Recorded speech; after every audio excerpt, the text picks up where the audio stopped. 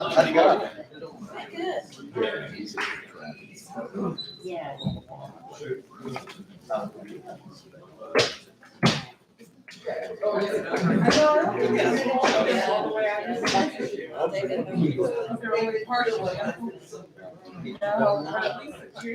no.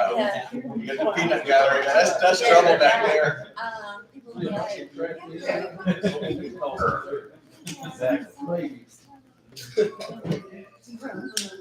I recognize those shoes anywhere. Yeah. I'm just here for the free vote. I think it's in the back of each truck.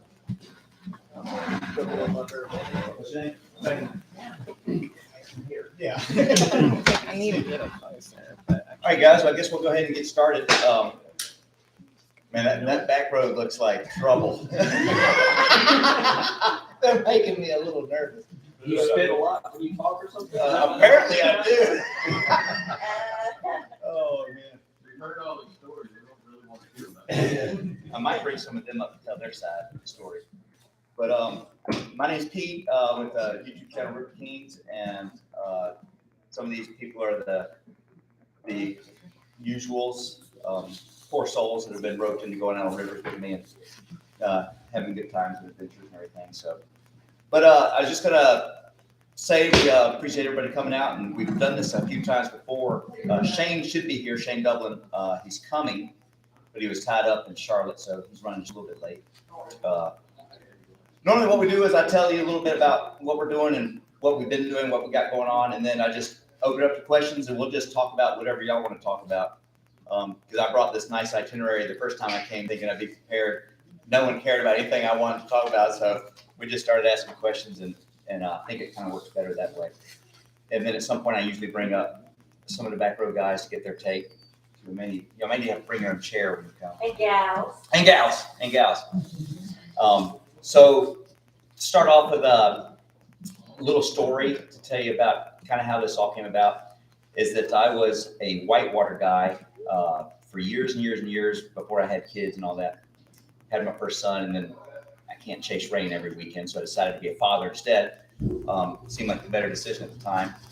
And so I had a daughter as well, and kind of would just boat occasionally in that time, and then I would save up all my brownie points and do longer camping trips, solo camping trips, week-long trips to the coast or something. And my son was always good at paddling, but I never really pushed him into the whitewater side of things. I believe if you want to whitewater paddle, you kind of need to want to be there because it takes a little bit of aggression and desire to be on the water. And so one day he said, Dad, I want to be a whitewater paddler. And so that kind of spawned the second career I would say I had in whitewater.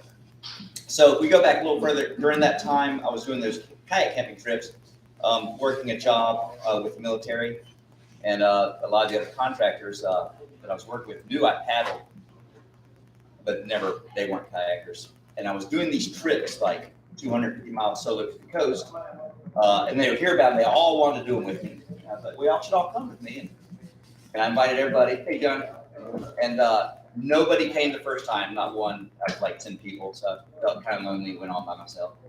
The second trip, I invited the whole gaggle of them, and they all decided to come. So I went out and bought a bunch of boats, so everybody had a boat on the trip. And while we were on that trip, they were woefully unprepared with gear. Cold snap came through, and they knew how to be miserable. They knew how to exist and be all right with that, but they just weren't kayakers. And so their gear resembled that. And we climbed the bank in Rockford, North Carolina, off the Yadkin River. And there's a burger joint there. And I happen to know this because I went there with my wife one day, just had a random trip we were driving around. And so we had timed it out to get there at lunch, and it was raining, October, cold. The river was up, and we climbed this muddy bank, went around the bean field, jumped the railroad track, and there was the Rockford General Store. And I think that was the first time my buddy Brian actually believed that we were about to eat a burger. Because it didn't look like there was any burger running around here. We all got out, got our burger, and team, and they were just like wet rats, just muddy, wet. Good paddling gear, and I said, you know, guys, you guys are looking pretty rough, like just like gypsies, like y'all look like river gypsies. And Brian, you couldn't be here tonight, but Brian's like, yeah, Pete, eating this kind of gourmet burgers, like, but we're eating like kings, river kings. And so Greg's like, you know, that sounds pretty good. So that's how the name got started. It's nothing to do with paddling prowess or how we view ourselves, but more like how we feel when we're out on trips with our friends. You know, living like gypsies, but we feel like kings. So that's how the name got started. And my wife gave me a GoPro because I was telling her about the trips, and she said she should at least record it. Up until that point, I would see people with GoPros, and I would make comments like, "Look at that self-absorbed individual filming himself all day. Like, who would want to just paddle, man?" And, well, here I am, total hypocrite. Now, like, I film everything. Hey, Mitch. So you blame it on my wife for starting the channel, and I recorded that first trip and wanted to burn a DVD for the guys on the trip, and I did that. But my computer was so old that it would only burn the DVD in like 140p. So it's like big pixels on the screen, you couldn't see anything. So I uploaded it to YouTube. My buddy Greg reminded me that we should call it River Kings to make our other friends jealous who weren't on the trip. So that's literally how the channel got started. People started watching it, and it's kind of just taken off and become a big time hobby for me. It's kind of how I view it. And I get to meet tons of folks from all different walks of life that I would never have ever met before, except through the channel. So for me, that's how it got started. I enjoy just the friends, the people, the outdoors. I'm already doing these trips, might as well film it. And then it turned a little instructional when my son started boating with me, because I was teaching him how to kayak. Told all my longboat buddies, y'all should go get whitewater boats because I'll be doing this with my son. I have his attention. He wants to do this with me. I'm not missing the opportunity. And then they all slowly got them. And then I realized I'm filming the worst whitewater boaters on the planet right now. And literally the first day they sit in it is with me. And I'm like, this is like, it's almost funny, some of it, but it's an opportunity because there really isn't anything out there for the day one whitewater boater. Even some of the best paddlers on the planet that have their instructional videos, you almost need to be like an intermediate paddler to even understand what they're saying.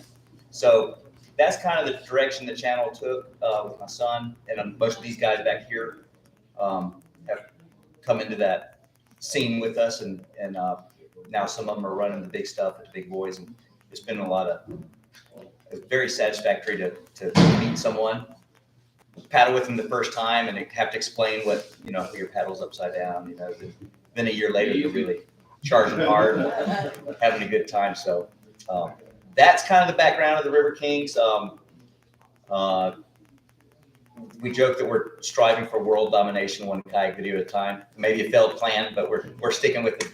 We're really just having fun and filming what we're doing and seeing where it goes, basically, just living the adventure. So any other questions about River Kings or what we're doing or anything like that? Let's get down the river where it's covered sometimes. Yeah. So past events, Guy and Evan, why don't you raise your hands? Evan, I guess, was a fan of the channel, and Guy actually messaged me and told me he really appreciated a channel where you can set the kids down in front of and not have to worry about anything language-wise or content-wise, 100% family-friendly. And I remember his comment that he appreciated that. He came to Coffee with the Kings over at the Lexington store. We met. We were on the URE a couple weeks later. Yep. And now Evan is a fantastic whitewater boater, as well as Dad. Dad's trying to keep up a little bit, I think. Yes. I think we're all trying to keep up a little bit with Evan. Yeah. And he'll be, I think this year we're going to try to get him up to his first class 4 waterfalls and stuff. So Tellico River, looking forward to that. A couple other people in the back. Mitchell, that's your cross paddles guy. He and Anthony met at the first one, and that network started. How did you get involved with everybody, Billy? I think I met you personally for the first time on the UR. Okay. As well as a lot of the other guys. Gotcha. In person. On a cross paddle strip, wasn't it? Yeah. Yeah. It was. It was the first thing, it was where we made the burgers on the island. Yes, that was a good day. So we'll paddle with just about anybody, as you can see. But there's no, it's not transactional. I don't, some people paddle with someone who can provide something for them. Or, hey, you and I can go and do the hardest water in the world, or, you know what, I just enjoy being with folks. And as long as everyone can enjoy being on the water together, I'll paddle with anybody. I'll have fun on the lake, do the class 5 stuff all the way around. And I think everyone in here pretty much feels the same. So some of the characters back here, Kevin, Wandering Electrician, he has his own channel on YouTube called The Wandering Electrician. Wondering as if he's thinking about something. Pondering, yes. And then Adam Davis, who I only know because he watched one of my videos and thought it was a good idea to take a recreational kayak on Flood Stage Hall River. Almost died, under a tree, lost his boat. Because he watched my video, I was like, oh, yeah. So I need to take this guy kayaking. So, but he's run Green River Narrows, Class 5, stuff like that. In what, 2-year span? Yeah, 2 years. Yeah, so he's crushing it. Austin Wallace, Side Trail Adventures, and also Alternate Route Media YouTube channels. And he's a fantastic filmmaker, cameraman, drone operator. But still the worst whitewater. Don't believe it.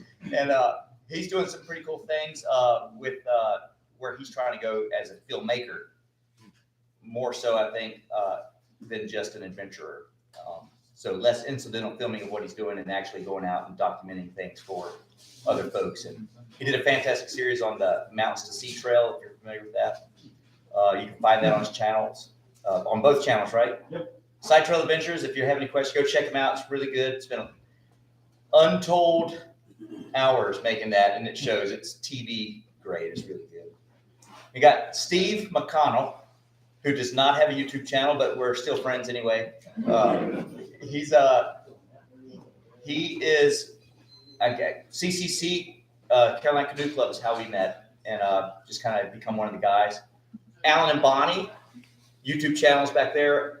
It's called B&A Adventures. So Bonnie and Alan, B&A Adventures.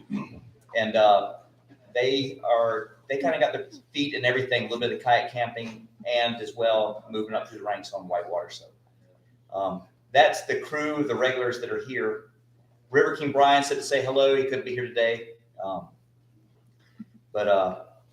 So yeah, so that's us. That's as long-winded as introduction as I can make. But does anybody have any questions about anything regarding paddling or camping, or paddling and camping, or whatever you got? That's kind of how we started off, and then we just kind of go from there.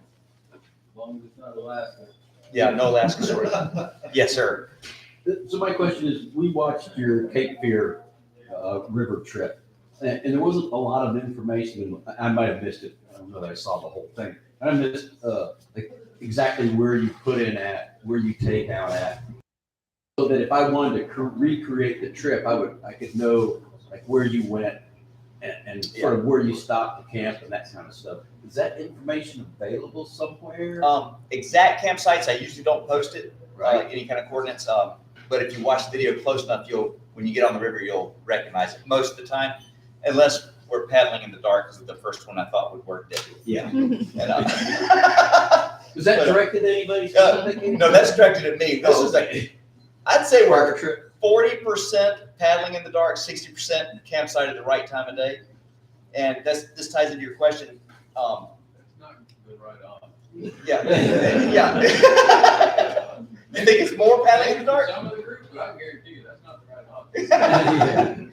So part of my personality, and I think the draw I have to camping, is that I want to be in the least manicured, developed place there is offered on that river. So that's just a personal preference. That being said, there are a lot of rivers where you can go and rent campsites, paddle into it, and in that case, we'll tell everybody exactly where we are. But it just offends my soul a little bit, knowing the tent here, fire here, bathroom here, here's your trail.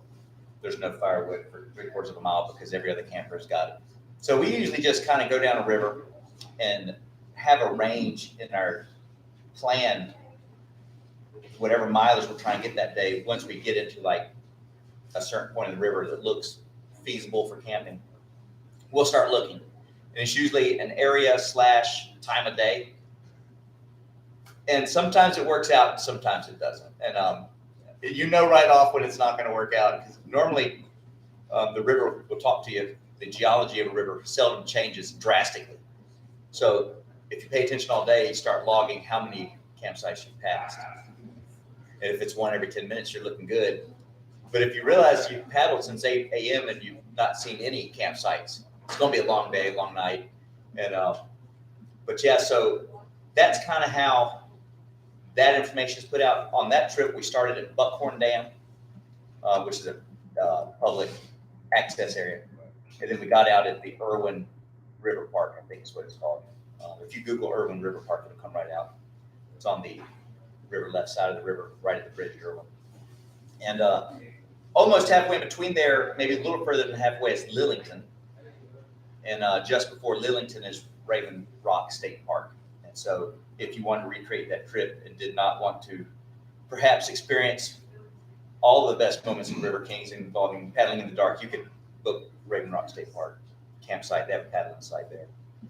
So Isn't there issues on camping on people's land? yeah, so if you are going to camp, it's better to be on low floodplain ground. The high water line is the North Carolina law for what is considered part of the river. And the river in North Carolina is classified like a road. A navigable river is treated as a road. As long as you have access to get onto the river to begin with, usually under a public bridge, that's public land, then you're free to travel the river. And almost all the states like that. Virginia is a little different because they've got King's Grant laws in place where the people that own the land also own the water while it's over their land, and the fish and the sand under the water. So people will get on a river in Virginia on their DNR, the wildlife website or the magazines, and put in the access run by the state, get out of the access, but there were people that went to jail because they fished through the King's Grant. And so I've stayed out of Virginia a little bit for that reason. But North Carolina's a little better. They treat, it's kind of nebulous, but almost all waterways are. So as long as you're on the sand, you're not Yeah. somebody's property. Right. You can go up above. Yeah, if you get out and start going up on a bank, you're always on somebody's land. There's no, unless you're on state or federal land or something. Is that Virginia or North Carolina? That's North Carolina. But you said when you get out on the embankment, you said that's in Virginia? Yeah, if you're above where, like flood stage is what it is, and it'd almost be impossible to know exactly where it is, but you can tell. Sandy and then trees and grass. Yeah. That's always someone's land. Okay. On smaller, creekier types of waterways, you run into a little more friction sometimes, understandably, because what is navigable is kind of a nebulous term. So maybe one landowner does not consider his stream navigable. So in whitewater, we run into this more so than in longboat kayak camping, because these little streams are really fun when the water gets up. So if you're in a little creek that runs 3 times a year, then a bunch of guys come in there and start going around, you're going to have friction. So we stay away from those kind of rivers just because it doesn't profit anybody, just making friction with landowners, and it's, just not the best. Yes, sir. So I'm really into fishing and camping and really kind of new to kayaking. I was looking at fishing kayaks. I don't know anything about whitewater or anything like that, but the idea of going out on a kayak and going down a river, finding some place to camp and, camping out for the night sounds pretty good. Is there realistically any reason why a fishing kayak would, I know it's not ideal, probably the ideal kayak for that, but I mean, it should still work fine, I would imagine, right? So the biggest thing with the fishing kayak that you'll have for going out camping is it's going to be slow. And they're built for stability, that you can you know, a good fish kayak's gonna be slower anyway, because you don't want to blow through all your fishing. Yeah. You can stand up on them, and they're like 100 and something pounds a lot of times. So they're just big and heavy and slow. But if you can manage whatever river you're on in the boat, I mean, it's still gonna get you down the river. And for some people, that might even be the better option. Yes. So just to tag on to that, because I know, I was about to tag you on. so I paddled the Neuse River in its entirety in a fishing kayak in the Navy Ultimate Ethics 15. And loved it. It's like a pickup truck. That might actually be it sitting right there. Is that a pedal kayak or just? Just a regular old, no, so non-pedal. Okay. Paddled it the old fashioned way. I like it, at the time, I liked it because it's like a pickup truck. You can put anything in that thing and it's gonna handle it. But as Pete mentioned, it's like driving a minivan. On the With square tires. So you're not gonna get the speed of a 14.5-foot expedition kayak or 7-foot sea kayak or anything like that. If I was to do the trip again, I probably wouldn't take the Native just because I've experienced all the other types of kayaks since then. But it is definitely possible. Yeah, there's, and sounds like you're about to go down a long, dark hole with lots of money spent. But, Yeah. so I have like 33 kayaks right now. It's like shoes for women. I understand that dilemma now. There's no perfect kayak for anything. Yeah. Even in whitewater, you have like 5 or 6 subcategories of kayaks to match different river conditions or objectives you're trying to accomplish. And then they have, as you can see, everything in between for everything else. So, if you've got a boat and you can't get your hands on another one, that's the best boat for you. That's what I tell everybody. Whatever boat gets you out on the water, that's the boat. And then you can go from there. If you think you want to be in a faster boat or bigger boat or smaller boat, you know, you'll start kind of developing your own opinions. Deal. Yeah, come on, get a seat. And a donut if you need one. I have a question. Yes. What's the best way, would you say, to transition from flat water to river? Like lessons or classes? Yes. or- So that's obviously probably the biggest barrier Uh-huh. is, because, you know, anybody can get a boat and stick it on a lake and have fun. But when you're starting to get into whitewater, there's a lot more happening, a lot more dynamic environment. And I think a lot of people realize that. For me, the best way to do it is to be with a group that can pull you in under the wing. The groups out there will do this all the time. Carolina Canoe Club, biggest canoe club in the state, one of the oldest, and they're geared towards bringing new people into the sport and would readily, you know, give you all, you know, hey, we got a beginner trip going. And so it's not just canoes, they also, Yeah, it's an old archaic name from Yeah. before there was kayaks, yeah. and they just kept it, but almost, I mean, if you have 800 members, you might have 3 people in a canoe. Everyone's in kayaks. That's good. Yeah. But, and then there's groups, sometimes you'll have groups of friends, smaller groups, different places. Do you know offhand of like any individual, like places that? Offer lessons. Individual, yeah. Yes, where do you live? Very, like Harrisburg, so close to Charlotte.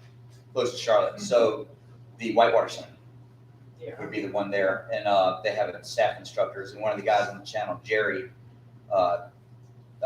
worked there last summer, may work again this summer, I guess. And they got some phenomenal crew to teach you. And that place would be like drinking from a fire hydrant a little bit, because it's pretty legit whitewater. But you can get calm water instruction there first, and then they'll guide you through the little kiddie channel. The jump from their kiddie channel to the bigger channel may or may it'll be met with mixed results. Some people just get hammered, and Yeah. it's relatively safe. It's just water. Other people are like, just eat it up. But if you get their calm water instruction, their basic instruction, you can then have a good head start to get out on some class 1, 2 rivers, if that makes sense. Yeah. Yeah, but I would start with them. And this is They also do, paddling trips on the Catawba River. Yep, they do. They Oh. got flat water instruction Yeah. on the, But it's flat water on the top, or it's more? no, it's flat Oh, water. okay. So you want to transition into whitewater or just moving river? Oh, well, no, probably just gonna be a river, but I'm just curious, like. Because what that's the way different than transition whitewater. Yeah. Yeah, they'll have both instruction. They'll have calm water and then they'll have the white water. But I would call them and they'll be able to field all that. I don't do formal instruction. It's not part of my mission. I don't charge anything to anybody ever because that way I feel like they're getting their money's worth. And Sometimes it's. yeah, if I start taking clients, I guess that would be what it is. Then I'm no longer in control with who and when I paddle and everything. It starts being something other than Than just what you intended, fun. yeah, Yeah. yeah. So, but I'll teach you anything I can teach you on the river Yeah. and vice versa. If I paddle with some of the better kayakers around on occasion, and I always demand they teach me something, show me something I need to improve myself. So the community itself is, whitewater is very geared towards helping everybody out. Fishing, kayaking community, no offense, is very lone wolf because no one wants to let anyone know where their fishing spot is. They like get each other's scows out there when they're paddling and stuff. Recreational boating, the people don't know any better. Billy's got his hat down. The people don't know how to help. Everyone's just out for a good time. Yeah. And so it's kind of a little bit haphazard that way. The sea kayaking community, they're kind of snobbish Yeah. because they want to be whitewater paddlers, but they're not. Yeah. But I tell everybody, but there's some whitewater sea kayaking, and then you kind of go down to that like recreational, adventurous paddlers, and you kind of keep going down the line. But the further up you go, the more inviting and the more care you'll get from the other boaters around you, if that makes sense. Can I ask you a dumb question? This is because I'm such a beginner. Like, I'm assuming that when you switch from flat water to moving water, you've got to have the kayak where it's a sit in, where your legs are in the kayak, or You don't. lift from a sit up. Oh, At some point, really? you will. Yeah. But there's a really big range of moving water to like the biggest water a human can run. Yeah. And somewhere on that spectrum, maybe just short of halfway, you'll need to be in a decked kayak, sit inside kayak or skirt, because you just won't be with your kayak after the wrap. Your kayak will be over there and you'll be like over here. But class 1 and 2, you can get all kinds of sit on tops and Really? And yeah. oh, yeah. Oh, that's good to know. like behind you, these Liquid Logics, that's your kind of, that's a pretty good recreational kayak. So that can handle anything class 1 for sure too. There's some pretty big class 2 out there, but you can, say in class 2, you can paddle class 2 now. Because this one, it looks like your legs are partially covered. Like the type of sit on top that I have is literally sit on top. My legs are all Yes. the way exposed. Yeah, I mean, the right paddler can get anything down Yeah, within reason. yeah. I know Billy shoots the Uwari River, some other things that sit on top. You can only do that if you ride the rudder off the back of my boat. But yeah, you don't have to be crammed into a whitewater boat to be on Because it. I'm claustrophobic, that's what I'm asking. Like, it's scary for me. And they have whitewater boats that you sit on top of with just leg straps. Oh, really? Yes. Oh, thank you for telling me. Fluid do it now. Do they still make them? Okay, I think it's still Fluid. Dagger's got that. Dagger, what's theirs, Torrent? Yeah. The Coop's kind of not, it's too big for that, but it's similar. There are boats, there's a boat literally for every paddler and every, And that's why I love it, because it's Yeah. so adaptable. absolutely. Me and Andrew both, we do take us pretty hefty class 2s, so, he's got the perception right here, real similar to this boat here, and he takes class 2s in it like it's. Nothing. Yeah. Like, I don't mind falling out, I can swim. Yeah. I mean, I was on swim team, I better be able to swim. And he paddled the yard at like 9 years old, and he didn't have a problem at all. Really? That is awesome. We have our own swim team too. I think everyone here is a member, there's everyone in the back. I'm the captain if anybody. Oh, so if you watch the channel, we do have a swimmer bell. And when you swim, the bell rings. Bong! It says swimmer on the screen, and it's not meant to. I'm lying a little bit. At first, it was meant to humiliate Kevin, but we kind of kept it. little backstory there. Kevin and Shane Dublin, who works here, who's not here quite yet, were running rivers a lot together. And Shane swam everything, like a mosquito would fly by. He'd be in the water. Kevin would always be saying like, can't take him anywhere. But he would never help. He'd just be over there, trying to swim this way. Shane's like floundering in the river, getting his paddle boat, everything short. And this went on for about a year and a half, 2 years, just watching them. We just got a chuckle out of it. And I called Shane and said, hey, Kevin's pretty good. Like, he's doing good. I think he's got some skill. I said, but I got a river I think he's going to swim on. I said, you think he'll swim? I said, I know he's going to swim. I said, what's it called? Wilson Creek. So it's a class 4 river. He'd never even seen a whitewater boat. And I called Kevin up or messaged you. You can message YouTube back then. He didn't know me, never met me. I was like, hey, you should try whitewater with me sometime. We could do it, blah, blah, blah, blah. Next thing we know, we're meeting to go to Wilson. Really low water, and it kind of canalizes the flow in that river so you can run it when it's really low. And he swam 13 times. Our plan was 2 laps. Shane would come paddle afterwards. And no matter how many times he swam, in the edit, it would be less than Kevin. So that he could finally have one up on Kevin. Shane never would get him to the river. So every time he swam, the bell would ring and a number would pop up. Count all the way up to 13. Everyone loved it. And then I decided to keep it because there's a little bit of shame involved in swimming. Some of it's natural. No one wants to swim when they're kayaking. But I think a lot of people identify with it too much. And so a lot of the pros don't put their swims on camera because they're in a cutthroat environment. They want to be sponsored and they can't have video of them floundering out there. They want to look like the best paddlers ever lived. So they don't show their swims. And then the regular paddler swims all the time. And they're like, there's this disconnect. Like, how come these immortals never swim and we're swimming? So they start feeling bad about their swim. So I keep the swimmer bell. If you swim with me, it's on camera. The bell rings. You get a sticker on your helmet. I'm glad I. Yeah. We owe it all to Kevin. And I just, the point is of it to let everyone know, every one of us is swimming. I put my own swims on there. Swimmer Gone, had a big one this past fall. It's just part of it. Eventually, if you kayak, you're going to swim. And so the swim team is the little, the most prestigious kayaking order on earth. The only way to get into the swim team is to be on the River King video while swimming. And if your best moment's on video, you're in the swim team. You get the sticker. So kind of turn a negative into a positive. And Bonnie, would you talk a little bit about the swim team? Yes, I was in the last video this past Sunday. I swam after being broached at the top of Frank Bell's. A little lead into this story.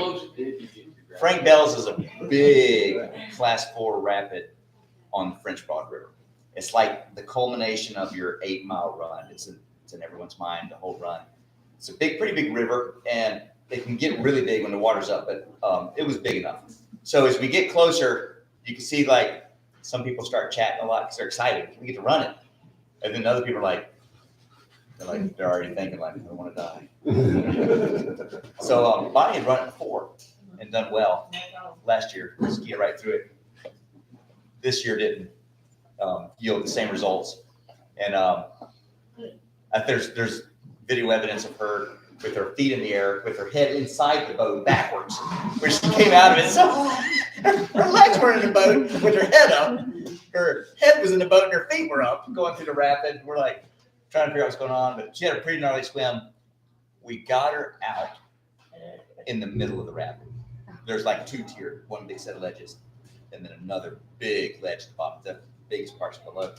So where she swam, the best option was to have to get right back in your boat and go for it. She did. When I came up, I was at the whole end of the rapid, and when I first came up, I'm like, oh crap, I'm only like a fourth of the way through. Yeah. So my nose plug came off halfway under the water too, so it felt like a long time under the water when I came up. She was under for a little bit. We were both, Jerry and I were like, is she still in the boat? And that's when we saw her head was in the boat. Things happen. It gets a little rowdy. And then, but we were all proud of Bonnie. She got back in the boat and swam again. right there. And I went through the biggest part out of the boat and then got back in the boat and on down we went. And that's all we're asking for is just get back in the boat. You know, if you're not injured, if you're doing fine, you know, all you can do is get back in the boat. And that's for class 1 to the biggest stuff out there. Were you scared to have your head in the boat? I mean, could you breathe? Watch the video. Well, when I was on the rock and couldn't get off, I knew that, that I wanted to get out of the boat and not go to grab it, because I knew once I came off the rock, at least a little bit, I was gonna turn over and I would be going through the rapid upside down. Yeah, so where she broaching is when you're stuck sideways. The float pushed her into a rock. Right. She's mashed against rock. Yeah. This was at the top of the first setup. It's probably like 12 feet of fall, maybe 10, 12 feet of fall, staggered over here to the fishing rods, maybe a little further. And it's gonna be an unpleasant experience to be out of the boat. So she tried and tried to get off that rock. And then one of our buddies went by. He was running sweep. We thought he was gonna, all you gotta do is grab a grab handle. Right. We're like, yeah, Donnie's got her, Donnie's got her. Yeah. He went by, I was like when you're going by the panhandler on coming off the interstate. Donnie went right by. I was like, oh, that's hardcore. That's savage. But she was scared. Yeah, I know. I knew once I came off the rock, I was gonna be upside down and I would be looking through. So, Because I imagine there's water all around you when your head's in the yeah, boat, you're but banging, I was banging stuff, and I don't even know whether I was in the boat or out. Yeah. When those pieces came off, so instantly I was drinking water and I was like, please don't let me die. And then when I came up, I saw Jerry there and he was like, grab my boat, he was safety, and I was never so glad to grab the boat.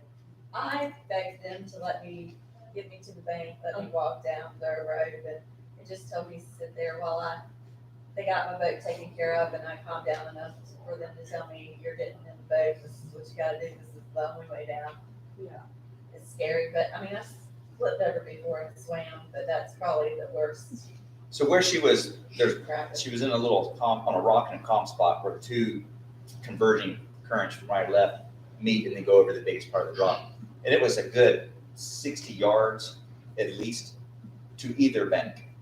And she's gonna have to be towed across that current over the drop with rope. Once you involve ropes and stuff, it gets a lot more dangerous. And so if you can, swimming it was actually safer than trying to rope her out. So even if she got back in and swam, from where she was down was just big, tons of water, Yeah. not so much the rock, so. Yeah. We're all scared. All of us are scared sometimes. Adam, come on up, Adam. Bring a chair. Yeah. This is one of my favorite stories. We got one up here. The best thing is, you're with people that can help you, and, they're there to save you and go back in. He gets the throne. Not worthy of this. Yeah, that's the scary part. That's what I will mention for this area. Look up the Yadkin River Keepers. They do 8 trips a year. It's a nominal fee. They've got water shuttle service. It's a pretty good group of people. Oh, that's good. That's pretty safe. Yeah. People from it, and at the front of the group and the rear of the group to help out. If anybody gets in trouble or anything. That's good. Thank you. Yeah, so being with a group that can help you is paramount when you Right. start getting into really any kind of real moving water. At some point the water, if you can just stand up, I tell people, if you feel like you're drowning, just stand up. Yeah. But not all water is like that. So being with a good crew that can provide you some support and like actual support, not just, I'm helping you by yelling at you. Right, exactly. Hands-on, Yeah. actually effective rescue is good. One of my favorite scare stories is Adam. And Adam's a very conservative boater, but he's a pretty good boater. But the risk management side of Adam's boating is pretty conservative.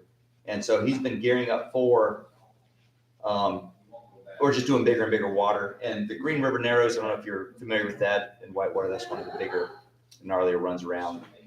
Not the biggest and the worst, but it's the holy grail for class 5 whitewater creeking in the southeast. And so take it away. It's 2 years in the making. Been just preparing, getting ready to run this river. Finally, the day comes, get the invite to get on it. We're, let's see, messed up a couple things on the way down. I think we got the Buford Consequences, which is about, you're dropping about 10 foot. The section river drops 400 feet in a mile. So, but yeah, each rapid is 10 to 20 feet. Every rapid, all of it, everything's class 5, just stacked one on top of another. So a swim at one is going to be a swim on multiples usually. Yeah. So we get up to this particular rapid, it's called Buford Consequences. You're dropping about somewhere around the 8 to 10 foot range in between two very undercut rocks. And once you get past that, you've got over on your left side, another undercut rock. If you swim out of this rapid, you're going into another rapid called Go Left and Die, which is a, That's the name of the rapid. Hey, guess what you got to do? If you run, you can run a cheat line on the right. so to swim into that would be, I mean, there's a pretty good chance of dying at that point. So I'm sitting there looking at this, kind of just at that point, adrenaline dump, sensory overload. I mean, everybody has that. It just, what it takes to get to that point is different for everybody. And that was just kind of it for me. So decided to walk around it, put back on, run the sneak line to Go Left and Die. See Jerry pinned backwards in the sneak line. And at that point, I'm just like, all right, that's it. I'm done. So He wanted off through. We're on Yeah. river right against a cliff wall, and he's like, I don't want to get back in the boat. And I was like, I was not happy. well, you're going to have to at least a little bit. So get back in the boat just to get across to the river left side, which is where the trail is. And I'm like, all right, yep, I'm done. Kind of took a little nature walk through the woods and met back up with Pete and everybody else. He had to go up and over the mountain a couple hundred feet on a trail to come back down as we continued down the river. With your boat? Yep, Yeah. my boat. Wow. So a lot of it is me pretty much not carrying it, but just getting up, then tying my throw rope to it and letting it down, and then walking down and, getting where I need to go. So I finally reconnect with Pete and all the other guys and kind of had a minute to compose myself, kind of get everything back under control, get my mind back where it needed to be. So at that point, I ended up putting back on the river at probably the best section of it. What was that? Power slide and rapid transit. Yeah. Two pretty big slides, class 4 rapids, 4+. And probably the mankiest stuff on the river, but it's Both of them dropped Yeah. probably close to 30 feet, but they're kind of like slides, just banging down the rock. So And once I got my mind back together, I actually did fairly well throughout the rest of the river, and it finishes off with one last class 5 called Hammer Factor. So you're dropping into basically what do you consider that, like a small ledge hole that kind of riding the flume down? yeah, it's kind of a complex rapid. You go over a pour over, and there's a recirculating ledge that has outflow to the left that's only about 3 feet wide. So you got to intentionally fall into that hole and stop on purpose, but not flip right up on it and keep going down that ledge to fall off the ledge further down, because over here, the second part is this undercut rock. It undercuts about 10 feet and then boils back up. It's like, looks like the gates of hell. It just looks terrible. And so very intimidating looking rapid, but it actually runs pretty good. It was so. probably one of the easiest rapids on the entire river. Yeah, so he cleaned that. It couldn't have been run any better by Adam. That was kind of like, for me, it was his moment of, I can do this. I don't need someone else telling me I can do it. It's okay to get off the river. And that's something I encourage. Like, if you really don't want to run it, don't run it. You can walk it, or, even if you're on kayak camping trips, you may come up to something where you may need to just kind of evaluate the reward risk, how remote you are, all that thing. And if it feels wrong, or if you just feel that class, feel free to walk it. But in Adam's case, he was good enough to be there. He wanted to be there. It was just a matter of could he get his mental game back together so he could be safe on the water. Can you tell us like what As a beginner, like, when you're looking at a rapid, what would you suggest would be something that would indicate like it's too dangerous? Like, how do you know, as a beginner, how do you sort of find that line between like what's? So this is, that's a pretty tough general thing, but the more you do it, the more you'll, if you're doing class 1 or 2, none of this is ever gonna be an issue. Yeah, You can get stuck sideways in a boat on Right. just about any kind of water. right. But in class 1 and 2, you can, Wiggle yourself out. yeah, or Like, get wet and stand up, you know. What you don't want to be is stuck under something, be it your boat or a tree or a log or a rock. mhm. And you don't want to be in a true hydraulic like the Yadkin. There is a couple low head dams. That's what I'm scared about. Grossly obvious. Like there's no way you can accidentally not know you're about to go over the dam. Signs, the horizon line, the sound. I'm not saying it's impossible to mess up, but you got to almost want to go. If you go over some of those, that's there's not a paddle on earth that can get out of the man-made, perfectly Horizontal. uniform hydraulic that forms there. Just Yeah, keeps because that moving. was Yeah. my fear, so I won't recognize it. That I think As is a the beginner. most dangerous thing for someone getting into the sport is not recognizing how dangerous a low head dam is. Because it looks kind of Fun. calm and Yeah. easy. Yeah, exactly. Yeah, you'll know right away if you've messed up. Yeah. But I talk about this in some of my videos, how to read water. And when you're starting, I think having someone explain like, hey, that's a hydraulic. Low head dam, it's going to be a hydraulic. So just stay away from it, walk it. No matter how inviting it looks, Uh-huh. just don't run dams. They're just, Yeah. it's not worth it. But then everything else is more like, what's the best way through the rapid? And so you can take the fear part out of the kayaking if you're someone who knows the river. And like, you know, if I'm with you and I was like, all right, this rapid, try to go left and then back to the right, you know, whatever it is. And if you mess up, you Yeah. mess up. Yeah. There's no consequence. So consequence is like the great, Teacher. yes, and it's what's going to make it dangerous or not. Like Yeah. hard and dangerous are different. Sometimes things are very technical and hard to do, Yeah. but you're not in any real danger. Right. And French Sprawl, the big rapid Frank Bells is much more like that. It's huge and can be tricky, but it's just so much water just kind of flushes right through. Yeah. And then there's other things that look innocuous and they're actually very dangerous. So you don't want trees, a tree across the river or just under the surface. Those are probably the most likely thing you're going to encounter when you're starting.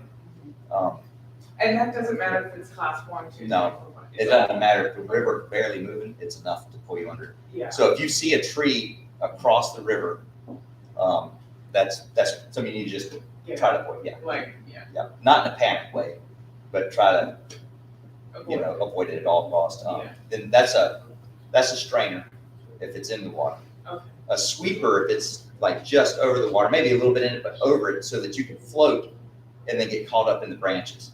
Yeah. It's like it's sweeping you. Yeah. It's sweeping the top of the river. The strainer's in the water, so. And then there's sieves.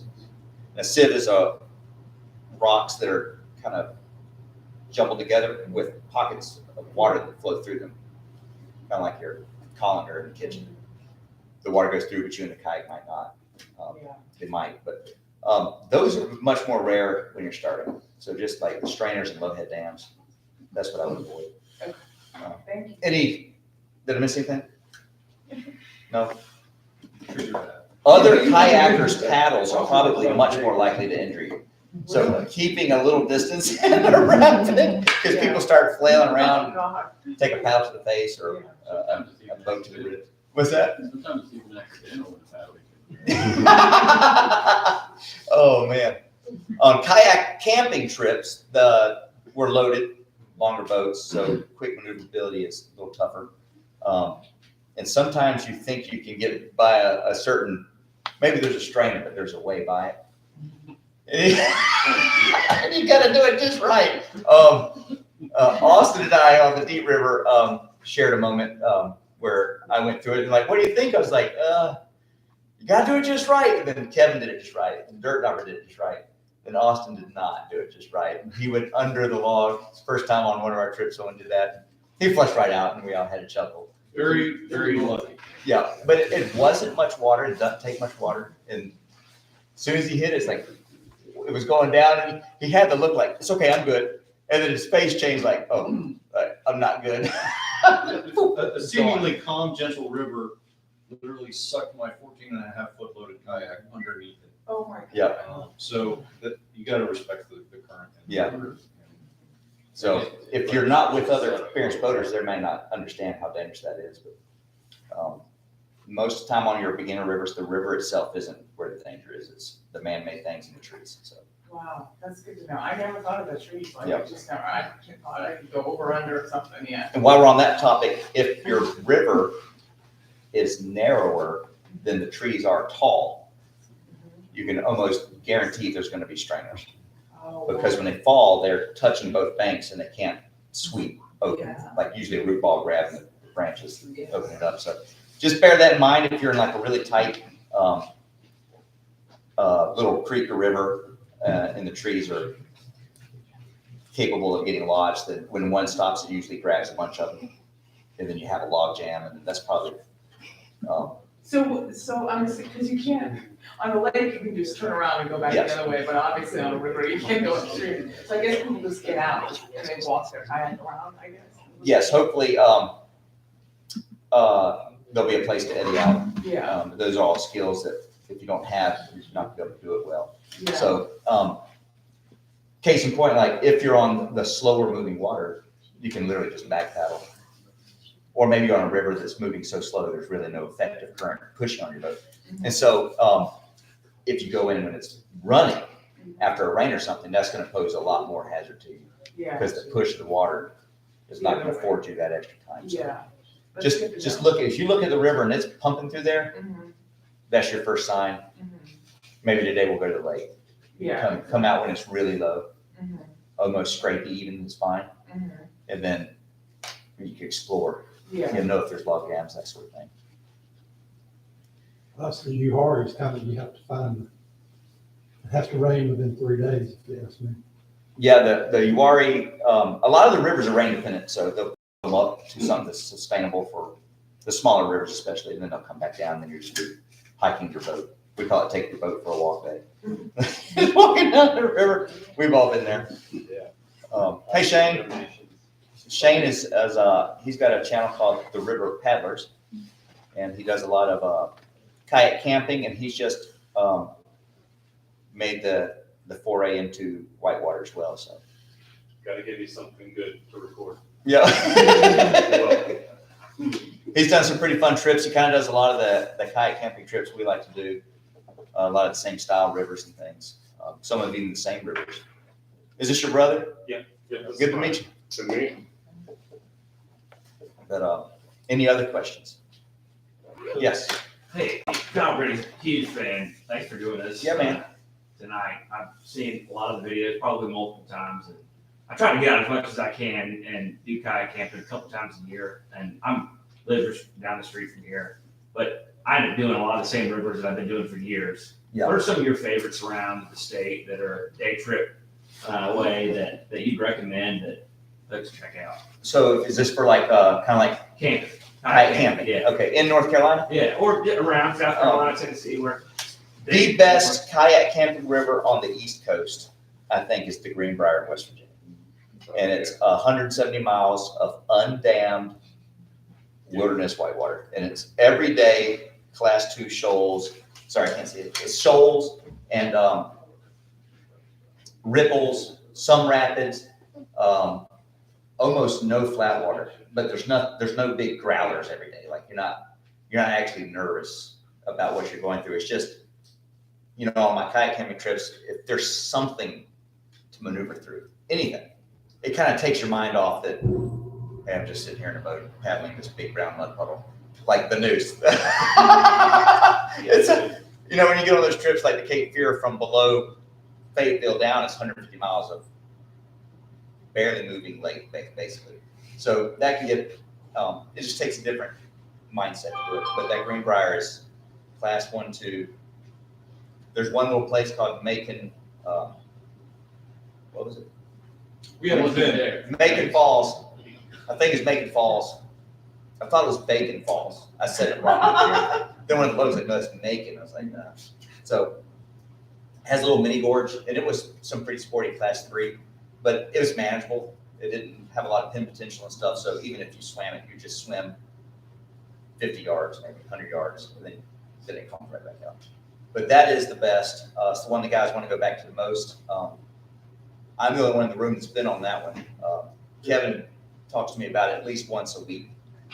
That's tough to get. The best week, if you look on USGS website, you can get stream data. And what you want is that river is very shoaly. So you have shoaly rivers and you have bedrock rivers. Bedrock rivers is big rock. It's rock. And so they canalize the flow.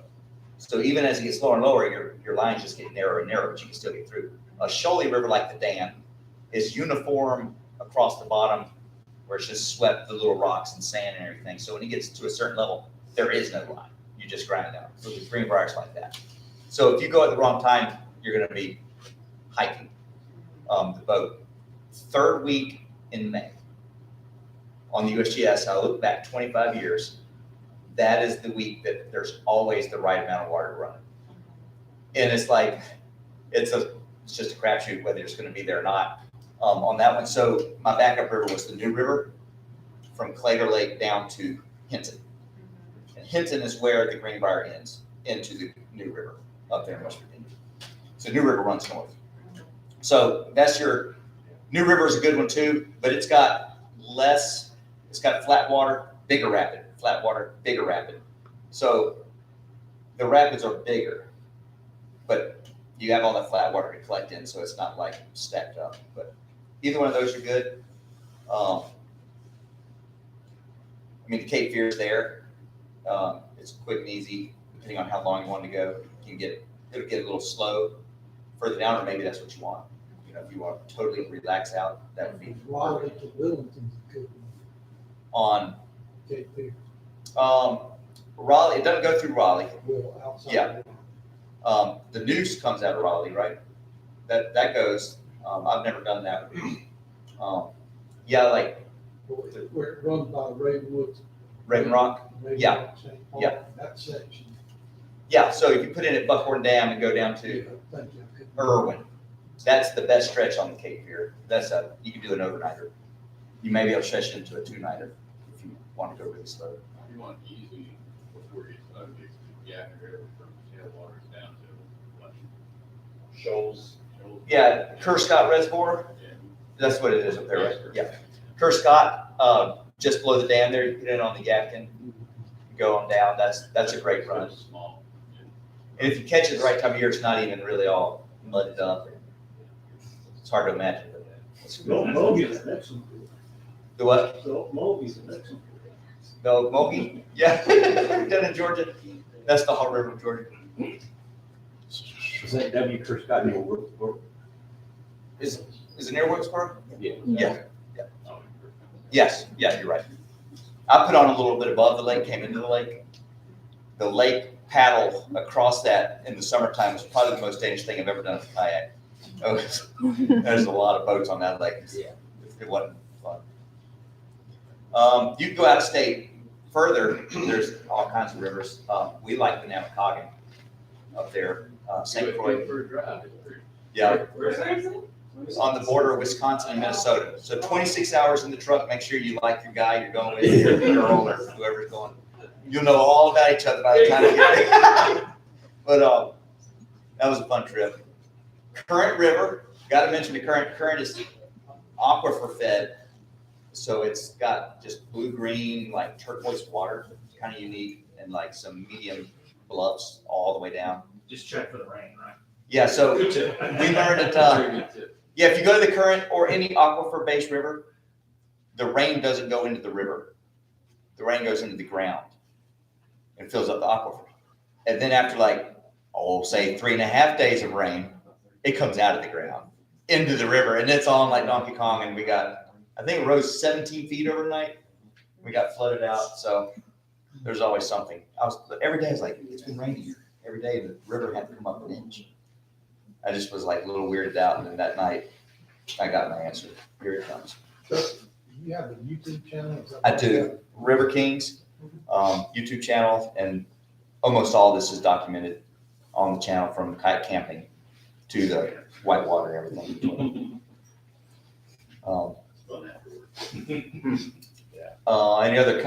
Any kayak camping things you want to throw in there, Mitchell? Excellent. Put him on the spot. Did Brad make it? He said he'd be here about half an hour. Okay, good. We got a guy coming from Alabama, right? Yes. Yeah, Alabama.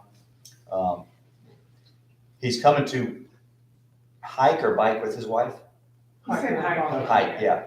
So, that'd be neat to meet him. I've never got a chance to meet him yet, so. One thing I haven't heard you guys talk about is going to the bathroom. Yes, thank you. Yes, so. How do you get 200 feet away from the water, or do you just pack everything out? So the best answer I can give you is go to the Namakagon. And they have a perfect little throne at every campsite. I don't know how they maintain it. They got a trail system coming off the road or something, but they want you to camp in those spots. It's the only thing I didn't like about the river. But it's a national wild and scenic river. So, you know, we camped in the spots where they maintain a privy for you. It was great. I told Kevin, well, they can stick them here. I'm going to use them. We kind of got spoiled, but. The first day, because you know it's a daily thing as a man. It's a daily thing. So you're going to go out there and you walk down this trail, what, 50 yards maybe, something like that, from the campsite, and you walk down a little deer path, and you're like, wow, moats sitting right there. There's no shack around it. It's just yeah. So first day, like, this is kind of strange. You know, you're sitting there taking care of stuff. By about day 4, you're like, this is nice. You talk to the squirrel, you know, laying on your finger, you know, that kind of stuff. And you're just one with nature while you're on your throne. I mean, it's an awesome thing. Yeah. On the other trips where you don't have that, little cat hole, bury it. Preferably, if you are on a river like the Greenbrier, they come in and out. What you'll find in the mountains is the walls down to the river, the mountains, don't facilitate development. So it's just pure wilderness. And then wherever there's a valley at all, development. There's a bridge there, there's a town. So on the Greenbrier, timed out every day, right around lunch, we just come around the corner and bridge, cars, town, restaurant overlooking the river. We pull up in there, grab a lunch, hopefully use the bathroom. It's great. It's like then get back out of the town, back to wilderness. So that's even maybe better than the privy, but it's like a whole section of video we must have been missing out on. We should actually start including that if y'all move on. The morning nature hike. Yeah. I get a lot of comments on this. What I don't suggest, and this didn't come from kayak camping, but from my time working, I worked in a program to train Green Berets. And I was like a piece of chalk on the chalkboard. Did that for 10 years. Big war game, amazing experience, amazing job. Met some of the hardest dudes on the planet. Well, so we lived in the woods 14 days at a time, 8 times a year. So over 100 days a year. I'm living under a tarp, solving all these problems. And the E-tool, you're familiar? That little folding, a shovel you can fold it to be like a pick-matic, you know, if you want to go hack on something, dig a foxhole. Well, you need to go to we had a little trench with a box over it, and similar to the Namakagon thing, but sometimes we're in a little more austere environment and there's not such luxuries, so you have to dig a hole. And so you always have an E-tool, and all of a sudden my buddy's like, hey, this is working out great. I was like, what you got over there, man? And he had taken his E-tool, folded it in half, and made a little bench. He was raving about it. I was like, I don't know. So the handle's a little close down there, you know. One night about 10 o'clock, he walked right out. You hear him dig his hole, and then you hear this. Oh, he was crazy. The E-tool collapsed, and down he went. I kind of shy away from that technique myself, but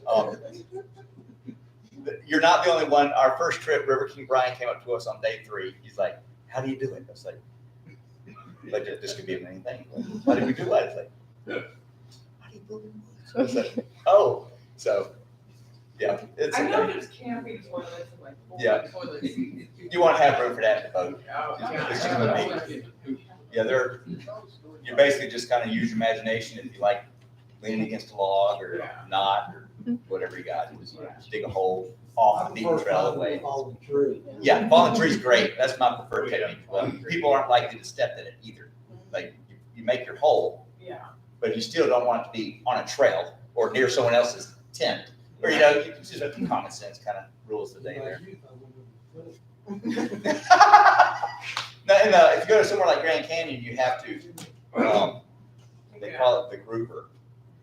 And it's just not good. You're taking it with you all the way down the river and then getting rid of it at the end, so. So if you do that, because I've done a bit of backpacking as well, and kayak camping and backpacking are oddly parallel in some respects. And so they make these things called wag bags. You can buy 5 of them on Amazon for like $20. And they are designed specifically for going in and then zipping it up and then taking it with you. Yep. So if you're going to do that option, I highly recommend purchasing some wag bags. They're well worth the price. And getting good ones. Getting good ones. I saw some on Amazon that was a gel bag. But you use it and you pour this gel and it gels everything. Yeah, so the wag bags have the chemicals inside already, and they're designed to kind of break down solids and that kind of thing. Not to get too in depth, but it is possible. But it's also a good idea. I keep a trowel with me when I'm kayaking. Yeah. Or backpacking, just a little lightweight trowel. It makes digging that hole a little easier. Yeah. Well, also they were popular during COVID because restaurants were closed. Yeah. So people had to get bars and stuff. And that's part of all the adventure. This is, there's the wheel out there, and it's been invented, but as you start, especially kayaking journey, kayak camping, because now you've got 2 things going on, you're going to be reinventing the wheel, and you're probably going to come up with your own personal solution. And you're going to talk to someone else who's been doing this a lot longer. Like, oh yeah, that's what we always do. You're like, no one ever told me. So yeah, this is common. Yes, On sir. the same subject, I don't know how you guys do it, but I recommend baby wipes. Oh, They're your friend in the woods. 100%. I will 100% 5-star guarantee that this is an accurate statement. But not what? There's Not, yes. And I found that out. Oh, God.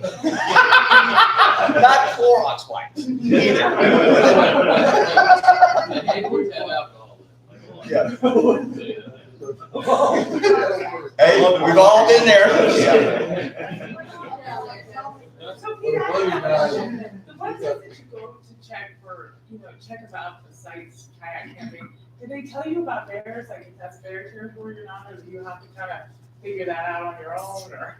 They might, I don't, any state park would probably have Have it. that, If you see a square trash can with a special, like, when you get there, there's bears. Yeah. Yeah.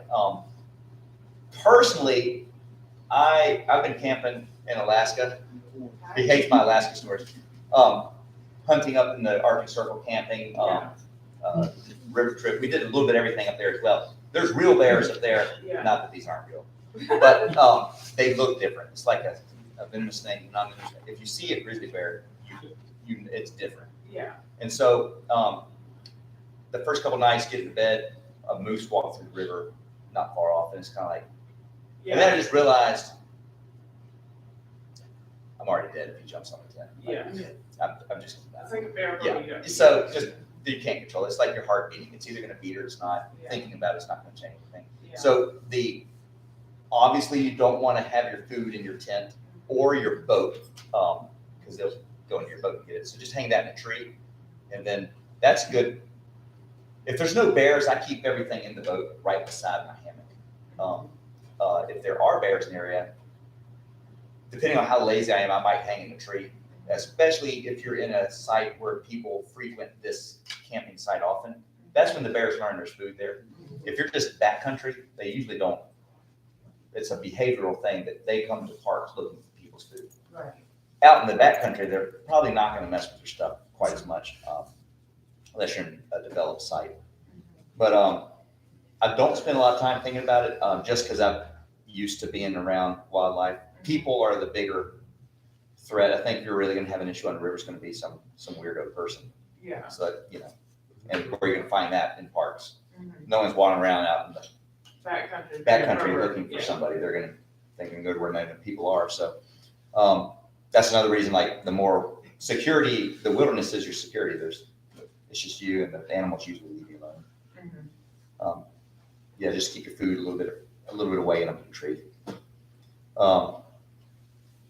Yeah, on the current river trip, Brenda, the Dillards went with it. Curiously enough, are y'all familiar with the Andy Griffith Show? Do you remember the Dillards, the group, the bluegrass band? Yep. So Brian Dillard is the son of Rodney Dillard, Oh, wow. who was the head guy Yeah.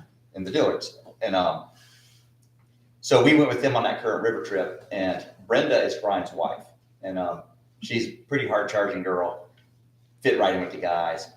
But we got up one morning, she goes, I don't believe it. Pete, come here. And she called me across camp, and she was with her husband and John and Ashley, their friends on that side. And she goes, are they messing with me? I was like, well, I don't even know what we're talking about yet. She goes, right there. What is that? I was like, that's a bear track. It was on her step out pad under her hammock, where you get out of the hammock and sit down and not with your feet. She was awake, and something nudged her, or she was asleep in the night. Something nudged her hammock middle of the night, and she could smell it.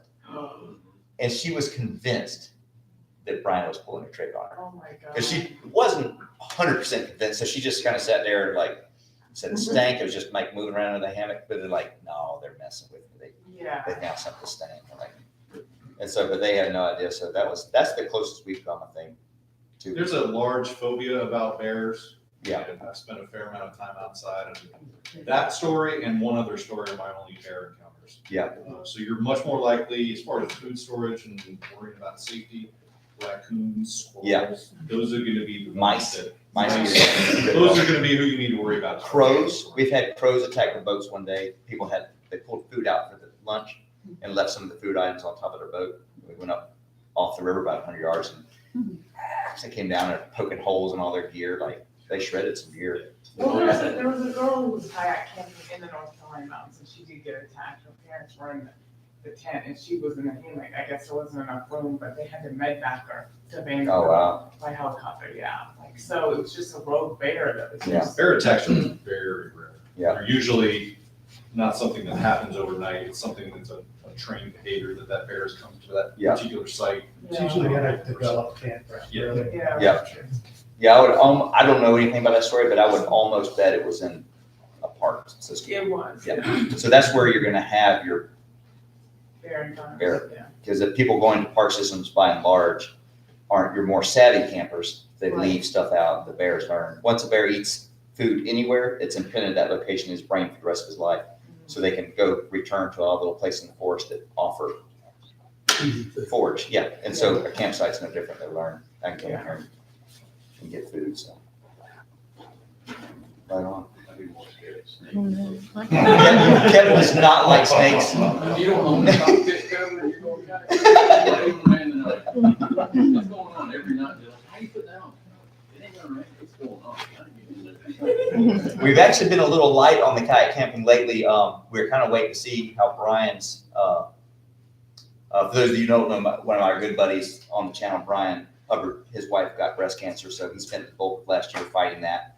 They're kind of through all the chemo and the big stuff now, but they're still kind of working through sorting out life afterwards, I guess, as her body adjusts to everything, the medications and everything going on. So we're about ready to get on something as soon as Brian's ready. We're gonna find some nice week-long relaxing float and just let him just drift his life away. So looking to do some other kind of neat things coming up, more along the lines of kayak camping as well. So I kind of miss it. I know Austin does. And Kevin, Steve Connell's got a boat now. He lucked into like the best deal ever down out of the coast. Brian Allen, Shane. So we got a pretty good crew here that have the longer boats that can do the good long miles. So. We just say they're all comfortable, just we're bragging about it. Right, yeah. Who you take on a trip? It's tough because you can't take 20 people kayak camping. And sometimes you don't know people till you go to travel. You think you know, Yeah. and then you travel. And then you know. It's a different Yeah, story. exactly. Take little trips with them first. Yeah, that's a good plan. Yeah, we went on one trip and we were driving a pretty good ways to go on that trip. And one of the guys was like, if we're going all that way, let's go for like a full 7 or 8 days. I was like, we don't know these people. Though.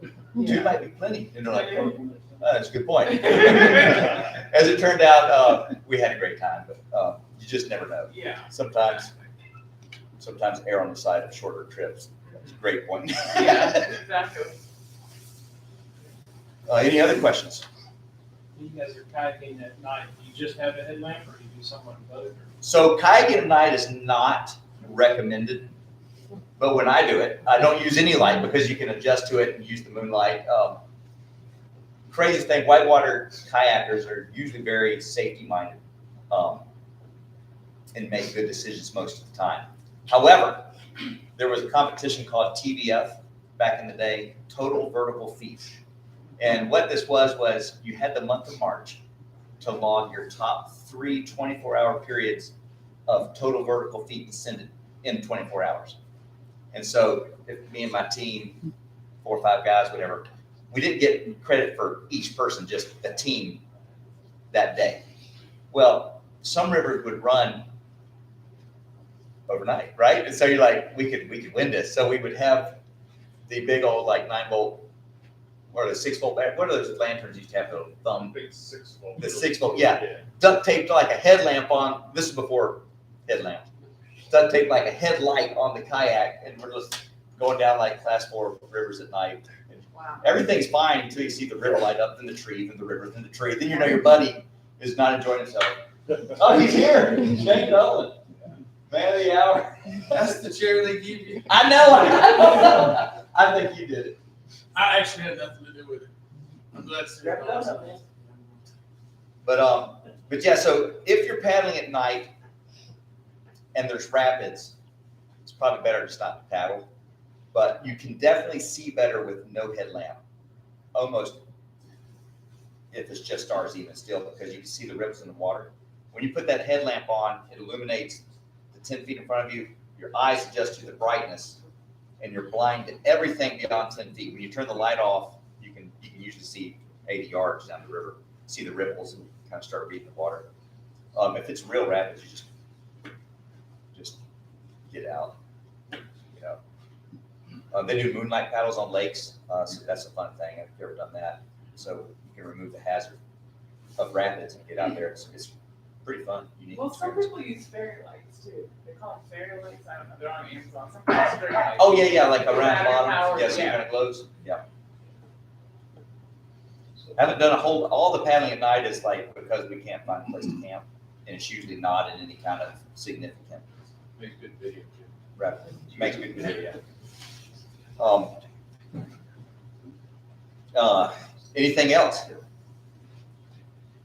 More, like I'd love to go out right now, but it's kind of cold. Yep. But I see all these people going out. What do you wear for shoes? What do you wear for clothes that you know? Because I'm gonna get drenched. That's a great question. I was out today, all day kayaking. Yeah. So, if you're kayaking, you want a dry suit if you're kayaking cold. So, the way to do it is if the water temperature and the air temperature together don't add up to over 100, then you're at risk of hypothermia. Good. It's a good rule of thumb. Okay. So over 100. Over 100, yeah. So if it's 70 degrees outside and it's 30-degree water, you're going to survive, but you won't be comfortable. And, you know, if it's 30 degrees outside and you're in 70-degree water, you're going to survive, but it won't. But somewhere, that's kind of like the lower limit. So a dry suit is the answer. There's a lot of things people do dry suits are expensive. Yeah. So a lot of things people do to try to combat being cold. None of them work if they immerse, which is the actual danger. Just getting splashed on isn't that dangerous. So a lot of people, I've seen it all. Been there before because I started once too. And you're like, hey, I can just do this, do that.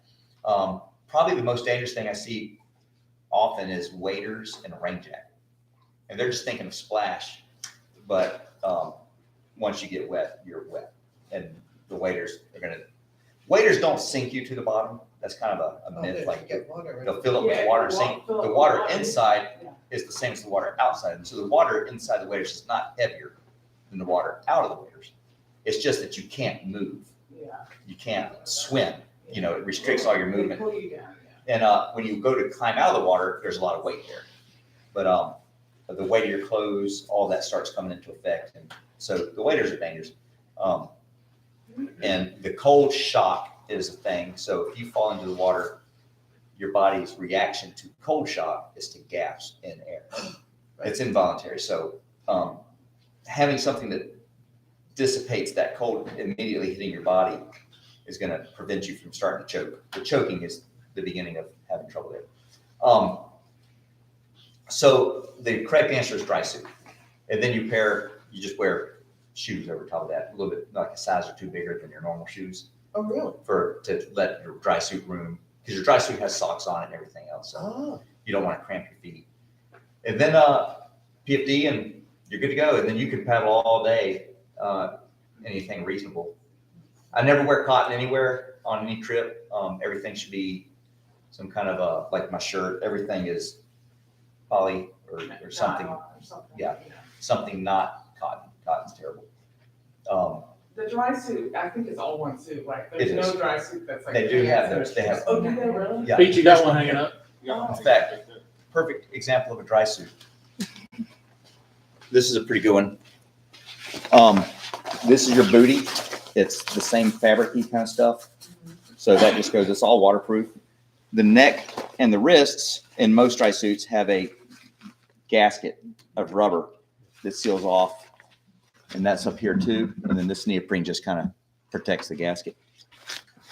It zips in. So you zip in there, you're all zipped up. If you're a male, you have a release zipper in the front. If you're a female, you have a zipper across the back. And I'm sometimes jealous of that myself because I'm limited. But if you put that on all day, rain, shine, swim, no swim, you're gonna be fine. Just layer up appropriately underneath. They are pricey, but if you want to extend your paddling by double, right. and you value your life, it's really not that expensive. And once you make I've never, ever, not one time had someone disappointed that they bought the dry. There's no buyer's remorse in a dry suit, unless I guess maybe if you never used it. But it's not a piece of gear like I bought it. I really wish I hadn't bought it. I didn't want to spend money. It's like a prohibitive cost for a lot of people, so they try to avoid it. But once they go there, you'll never catch that person the rest of your life without one. So. Right, a skirt and the right shoes isn't gonna make the difference, a dry suit. Yes. Yeah, once you're in the water, You're in the water. you're in the water. Yeah. And that has a skirt ran there, so the skirt goes up in there in the tunnel. So it keeps all the water out of the boat, theoretically. Good enough anyway, so. The shoes are less important, just need something to protect the booties from getting sand on. So a lot of people wear like an NRS, that's the brand of that suit. NRS makes a sock, right? Those are booties. These are booties here. Do y'all have any of the socks here? The Hydroskin socks? No. They make a little thin sock as well. And a lot of people put those over that to protect that because grit and sand in that is going to cause that to start leaking over time. So you just want to protect that.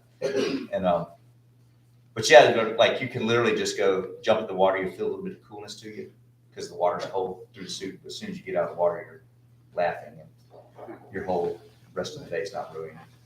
And, but I don't really need a skirt for ones and twos.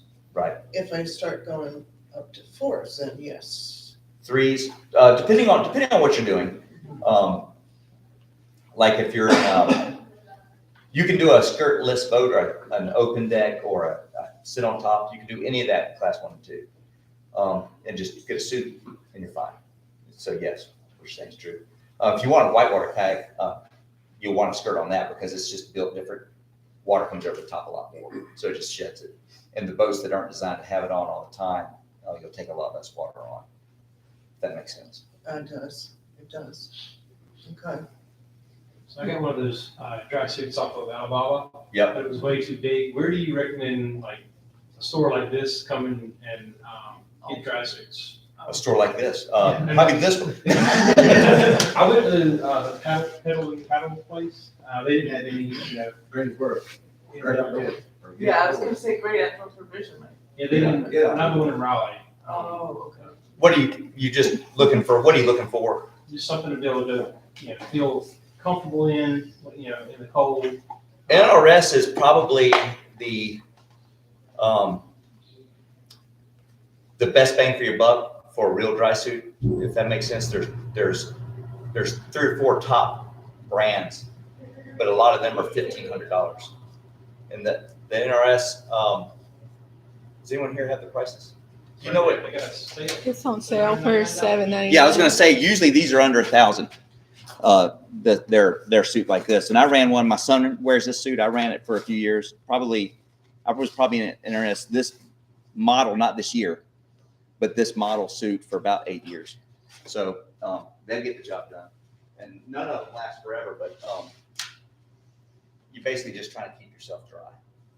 And so getting the better suit like that versus the Alibaba is gonna feel better, it works better, everything about it is a little better. So. And there's no customer service with. Yeah, it took 3 months to get it. So I'm like, there's no way I know I'm sending it back. Yeah, that's gone forever. It goes away. And I did the review on it, the Alibaba suit, right? Well, tomorrow's video is the 1-year follow-up to that. And so y'all can get a sneak peek, I guess. But where the zipper docks, it's not there's only 2 companies that make the good zippers in the world.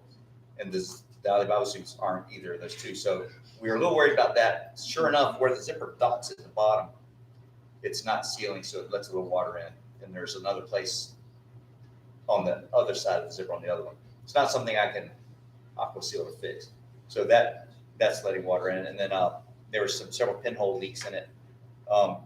It did pretty good for what it is, but it only has 12 uses on it too. So we were thinking Jerry alone on his suit probably got 60 uses just last year. And most of the average beginners or casual boaters, 12 uses, maybe 2 winter seasons of use. So, You can't flex seal, you can't spring some flex seal on it. you can do aqua seal. And that would be a good video. Flex seal. What's that guy's name? Johnny Swift with Flex seal. And but yeah, these suits they last a lot longer, according to how we found out. So they're cut better, they're built better. They're built by paddlers. The Alibaba suits are built by, I'm certain they're people that don't paddle, but for paddlers. So they're missing the boat on it. Yeah. Some of the things. So I see people mention bilge pumps a lot. Like, what is your opinion? I see that just in listings and people like that. I think it's an obligatory item that all kayakers must purchase and carry with them over countless hundreds of miles of river and never use. Its true use is an open water rescue, where if you're out in a big lake or an ocean and you flip, you've got to get back in the boat. Well, you can't take it out of land to dump. So there's techniques we use where we put the bow up on one side and maybe up on the other side. If you're alone, you can't even do that. So you pull your bilge pump out and you pump it out while it's in there. Now in a sea kayak, you got the front and back compartments are sealed with air, so it only takes water in your cockpit area. So it's going to stay buoyant enough for you to use this bilge pump. I'll tell one on Shane. Is he here? Yeah, Shane. Shane and Kevin did a video on the New River. Shane swam, and it's burned into my memory. I just wanted to scratch my eyes with a screwdriver when I watched it. But they pulled a 14 or 12-foot boat full of water out of the river full of water, and then bilge pumped it. Turn it over, Shane. Dump it out. No, they could be useful for getting a little bit of water out, but he pumped that. How long were you there pumping? 3 or 4 minutes. No. Was it a good 20 minutes? It was a while. It was like shooting the water out, and then like cut scene, the sun was a little lower in the trees, and he's still pumping. So I finally, when we went together kayaking, I was like, hey, let me show you something. Like, if you take the boat, turn it over, there's a big hole there. A lot of water comes out, we could dump it out. So they can be useful, but a sponge is much better. A big like car wash sponge. Good job. You dump your boat, and then whatever's left, the sponge is done. But yeah, I had one. I have 4 at the house right now. If you want one, I can mail it to you. I don't ever use it anymore, because I'm not in open water. Yeah, If I was, it's a mandatory piece of safety gear. right. I have to have it. But, it's like fishing lures. Some fishing lures are meant to catch fish, and others are meant to catch fishermen. Well, that's kind of how I think of it. It just looks like something you want to have with you. I think that's why I bought it. Yeah, You know, that's why everyone's got it. safety, yeah. But I think you can get by in whitewater. You probably run out of town, tarred and feathered, hold a bilge pump. It's up your phone. But that's my personal thoughts on it. It's my security detail. Oh man. Anyone else? Shane, you got any questions or anything? How do you tether your camera? Yes, here's something. So there's an old saying that if you don't keep your deck clean, the ocean will clean it for you, or you can say the river will clean it for you. So sea kayaking term. Whatever's not in your boat may or not be with you after a negative experience. That's the best way to put it. Cameras, GoPros on the helmet or on the boat, anything that's kind of out there can be broken off if you flip. And so it needs to be tethered. And I told Shane, I was like, hey, you should think about tethering that camera. He goes, oh, I'm good. And then the next video out, they had to use Kevin's footage because Shane's footage is, as of yet, undiscovered. Still in the river. Still in the river, Molly Shoals on the new river up there. I've probably mentioned this to 8 or 10 paddlers over the time who did not tether their GoPros. Thankfully, Alan tethers. Alan body tether GoPros. His nickname in our chat is the GoPro Assassin. How many have you been through now? 4. Is it just 4? It's 4 in 2 years. He's hard on the GoPro. And So then yeah, mine. if you have something with you and you want to, it means something to you, it doesn't float, just tie it off. Even if it does float, it can get washed away. It's a good point. You won't think about it until after something bad and very expensive happens to you. A lot of people film with their phones, and they have these little the grabber things they'll mount on the kayak. That's not a good idea. You want to do that. Explain how to tether without having a bunch of string wrapped around. So you want the least amount of cordage available to be snagged by anything. So if you have your little GoPro mount, it needs to be from whatever your anchor point is to the camera, That makes sense. and that's it. You don't want loops of cordage because that'll grab and rip the camera off too. Did you get stuck in the tree? Was that you? When your helmet got Oh, man, that was me. That was my next. Was it? I think it was just his camera itself Yeah. on his helmet as he went through some branches. And so it pulled him on the head and stopped his boat in mid-river. That was a Kibler's Valley. Yeah, Kibler Valley, fun times. That was an amusing moment for everyone to make. Yeah, good times. We got all kinds of good stories. Usually don't feel good when you're making them. You're the one making it, just everyone else. So He doesn't use paddle leashes either, right? I do not. That's a great point. I appreciate that. I had one too. It just seems like a good idea. Hey, I don't want to lose my paddle. Let's tie it to myself. Probably the worst thing you can do in any kind of moving water scenario. That being said, it's mandatory safety equipment in the ocean. Because if you lose your paddle in the ocean, you're just out of luck. And you also have a second paddle on the boat. So that'll help you. But I see this a lot. Anything tied to you is not a good thing. Yeah, great. So why is it bad to have the leash So- attached to the vest is what I'm thinking? Yes, so if you're paddling down a river and you swim, you're probably gonna let go of your paddle. It takes a little training to keep a hold of your paddle. You're probably gonna let go of your paddle, and you're gonna be swimming, and then your paddle goes around one side of the tree, you go around the other, paddle comes back and snag, now you're stuck to the leash, and you're in an entrapment situation. What I call it, you're snagged by your paddle leash. So it's better just to let go. The paddles all float. Any good paddle's gonna float. If you don't have a good paddle, like any of those, yes, sir. I would bet all those paddles float. They did. Yeah, and so What about flat water? Do you think in terms of wearing the leash on flat water? it's a little more, yeah, if there's no moving water, then it's not a hazard. Yeah, So the transition to Moving water. moving water is where you need to get rid of it. Yeah. But the probable need for it in a lake is gonna be almost zero. If there's no moving water, it's not going anywhere either. So it's one of those things kind of solves itself. And the ocean's different because there's wind, currents, and waves and everything. You get separated from a year, it can be a real problem. So that's why they do it.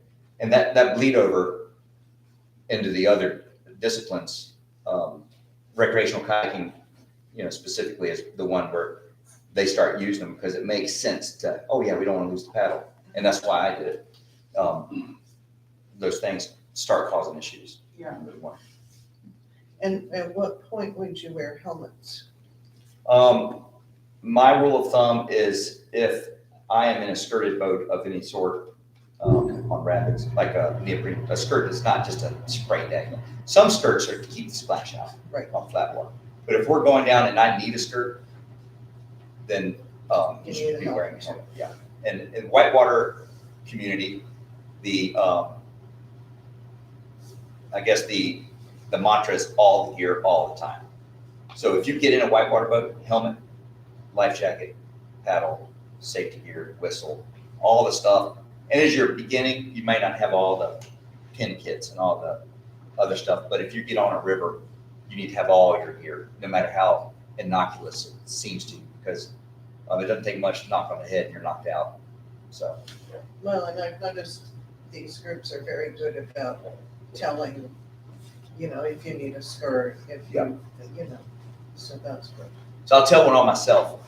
I drove 3.5 hours to run Class 4 river one time, and I forgot my life jacket. Oh. It's probably the most needless piece of gear in whitewater. If you're gonna have to not have something in whitewater, that's the one not to have. Because it doesn't really provide the buoyancy you might expect, right? It's armor for you is important when you're upside down tucked on the rocks. And I would never suggest going without it. But if someone forced me by gunpoint to say you must paddle without a piece of gear, what's it gonna be is definitely, I will have a helmet 100% of the time and would forego the life jacket. That's kind of what I'm trying to say. The helmet is that important to me. The life jacket, if you can swim, Right, you can stay afloat. yeah. And if you're knocked out, doesn't matter if you have one or not. Yeah. Not gonna make it. So Yeah. helmet's very important. Brain bucks, we call it. A life jacket behind the seat does nobody any good. Yeah. There's an old saying, if it's worn, no one mourns. It's not entirely true because, I would say 100% of all whitewater deaths do not involve they were wearing a life jacket. They just found some other kind of entrapment. However, if you take that side of things out and go to the bulk of accidents, which is not in whitewater, it's in recreational paddling, almost every case is the person who's not wearing one. So, yeah, life jacket's also important. Yeah, the latest drowning on, I can't remember if it's Mountain Island, but the guy who was duck hunting, I don't know what happened. Yeah, on Blue Street. Yeah, Blue Street, yeah. We were out that day, where were we that day? We were up in that area somewhere. Super cold. Yeah, really cold that day. Yeah, we were right up in that area. Was it Mayo? No, it was just like last month. Anyway, I remember thinking how cold it was that day. And so they went out and they were separating, I think maybe go to different hunting spots, what it sounded like. And one guy looked and noticed the other guy's boat was getting lower and lower in the water while he was trying to paddle.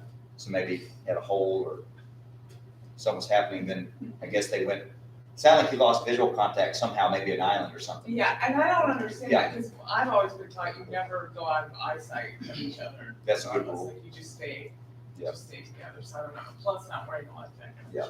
Yeah, keeping a core group, another good point. Nobody can help you if you're too far away because it takes a long time to get back to you. Make a phone call. Yeah. Yeah. And so if you're traveling down a river, if y'all can stay relatively condensed, not too much, like if you get into any kind of rapids or something, you need to give yourself some breathing room, but then regroup. Because if you get accordioned out, if there's trouble here, it may be 5 minutes paddling before you can even get to them. If the trouble happens back upstream and you're downstream, there's no way to get back to them except jump out and hike. Right. So yeah, staying tight as a group is definitely good. Kayak camping, wreck boating on a lake. On a lake, it's important because motorboat, motorized vessels need to be able to see you, so you're supposed to stay in a pod. Any kind of open water, stay in a pod. Don't, everyone likes to spread out and have their space, but stay tight. A lot of brightly colored plastic boats are better than just one. Heard you recommend hand signals at one time. Where do you go to learn about hand signals? Is that Paddling Force? Yes, Swift Water Safety courses have it. There are a couple of resources online, and this is something I think the boating community needs to do better. Is and there's different signals within different, like northern, southern. You know, this crew versus that crew, old school versus the new signal. There's not a lot. I've been meaning to make a video on it because I get this from time to time. I should do that. Take a note down, Austin. But I need to make a hand signal video. And what's more important is not so much that everyone's using it across the world, but everyone in your group has a basic understanding of the important ones. And universally, this is stop, like close the river or do not proceed, and this is good. If you could at least get that, and then a rule of thumb is to never, ever point at something dangerous. Always point the way they're supposed to go. Because like a lot of people, there's a rock right here, stay away from it. Everyone's like, okay, I'll go right there. So no one knows which way to do it. So definitely, it's like, hey, and you're like right here, you do this, that means stay away from whatever's over here. They don't understand that. So just point positive is what it's called. Don't point at anything dangerous. And that's hard to do because you want to point out, like when you're hiking, hole right here, hole. You want to tell the guy there's a hole. And kayaking is different because you can't hear. They're watching your arms. There's a whole, it's like a whole sign language thing in whitewater. This is okay. This is a good one to know. And diving, this is okay, or this. Yeah. This is wood. This is also wood. I didn't know that, and I was getting the old wood signal. That means log in the river. And the guy's like, he went into the strainer. I got it on video, and we had to rescue him. And then the new guy, the guy in his crew, the younger crowd, they were like, I was like, what is that? That's a tree. I'm like, that's not a tree. Tree. It's a log. And like, we had this whole thing, and but like, you could have just closed the river. It's like, I tried my hands. I tried X. This is obviously a no-go. You know, I tried everything, and I tried wood, but the guy was not American. And his crew was. His name was Peter as well. He came through there and went over, dropped right into the tree and just went under it, came up on the other side, was lodged in there, but breathing. So we were able to get him and get him out unpinned, but they stopped running. They had not scouted it. They scouted most way, not over the last drop, and there's a log right where they couldn't see some hazards. I saw one video where you guys brought a saw to clean up something. Do you guys do that a lot, or you make plans just to do that? Do you do something like that? I try to put a chainsaw in my truck when I'm going anywhere, and like not only for the river, but some of these national forest roads, the only way they're maintained is by the ranger or another citizen that comes up, and trees fall all the time. So you may drive 6 miles on a dirt road and be half a mile from your destination, and there's just the wrong size, just enough you can't get it out of the way with the truck. So if it's on a run and I know about it, it's usually little electric chainsaws in my truck. We'll cut up. If we find out about a tree in a popular river that's a hazard, we may make a run on low water to go clean it up. But you don't have a chainsaw on the boat, right? No. I was gonna say. On the kayak camping trips, sometimes there's, You might have like a hand saw. yeah, maybe a small saw. I generally don't process wood on trips because this is just an opportunity to injure yourself. If you camp in backcountry settings, not in a designated camp spot, the wood is literally everywhere. You'd never have to walk out of our little circle here to do the fire for the entire night. Yeah. So a lot of people start hatcheting, sawing. There's going to be stitches in that person's. If they do that over the years, there's going to be a big injury. And so if I can't break it, I just walk 2 more feet, grab what I can, throw it on fire. And it's a lot less weight. Backpackers don't usually do much processing. No. So You can't break it with your knee. It doesn't need to be used. And there's not like there's a close by emergency room. I mean, No. you're like hours away from. I do have a rescue beacon on me if I'm in a wilderness setting, even in whitewater, or definitely on some of these longer trips. ACR makes it. Do y'all sell ACR here? No? Do y'all sell Garmin? The Lexington store. Lexington store. So Garmin InReach is a device, ACR Rescue Link, there's a couple of them out there. But something that you can, and they're coming to that location, sends grid up, lets them know who you are, sends a few emails out to people you designate. And I think you can text 911, right, or send Not all of them. So the Garmin InReach you can do, Yeah. they have an SOS button, which Garmin monitors and then contacts the local authority wherever you are. Yeah. They also have a subscription-based text messaging service where you can send X amount of text messages Right. via GPS. And the Coast Guard app is still free. Like you can file a float claim for free and, they have like an emergency. Coast Guard, button. Yeah. What do you consider mandatory equipment, bare minimum? I mean, For what kind of trip?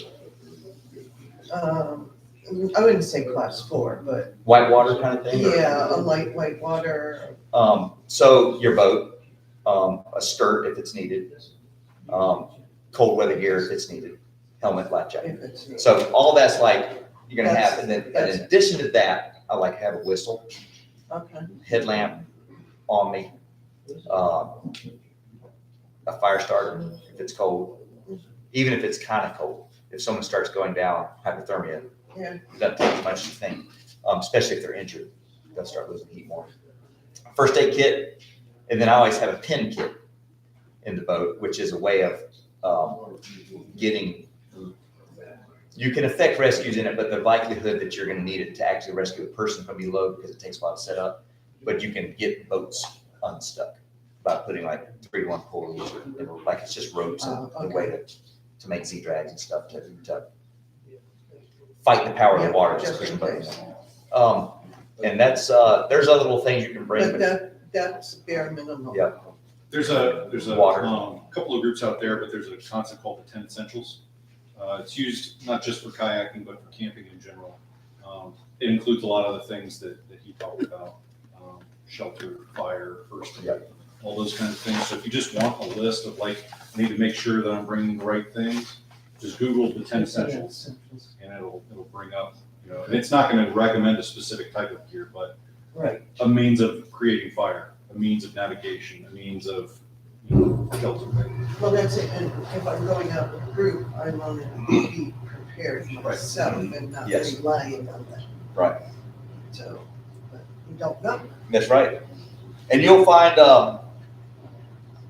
some gear I take on, after each trip, for years, I would take everything that I took on and have a list of everything. Did I actually even use this?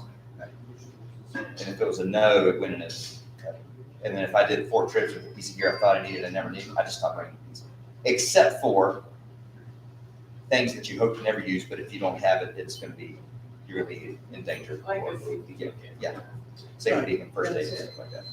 Yeah, and you want to do everything to stay safe, because you don't want to be dependent on them, or they could be in fire too. Yep.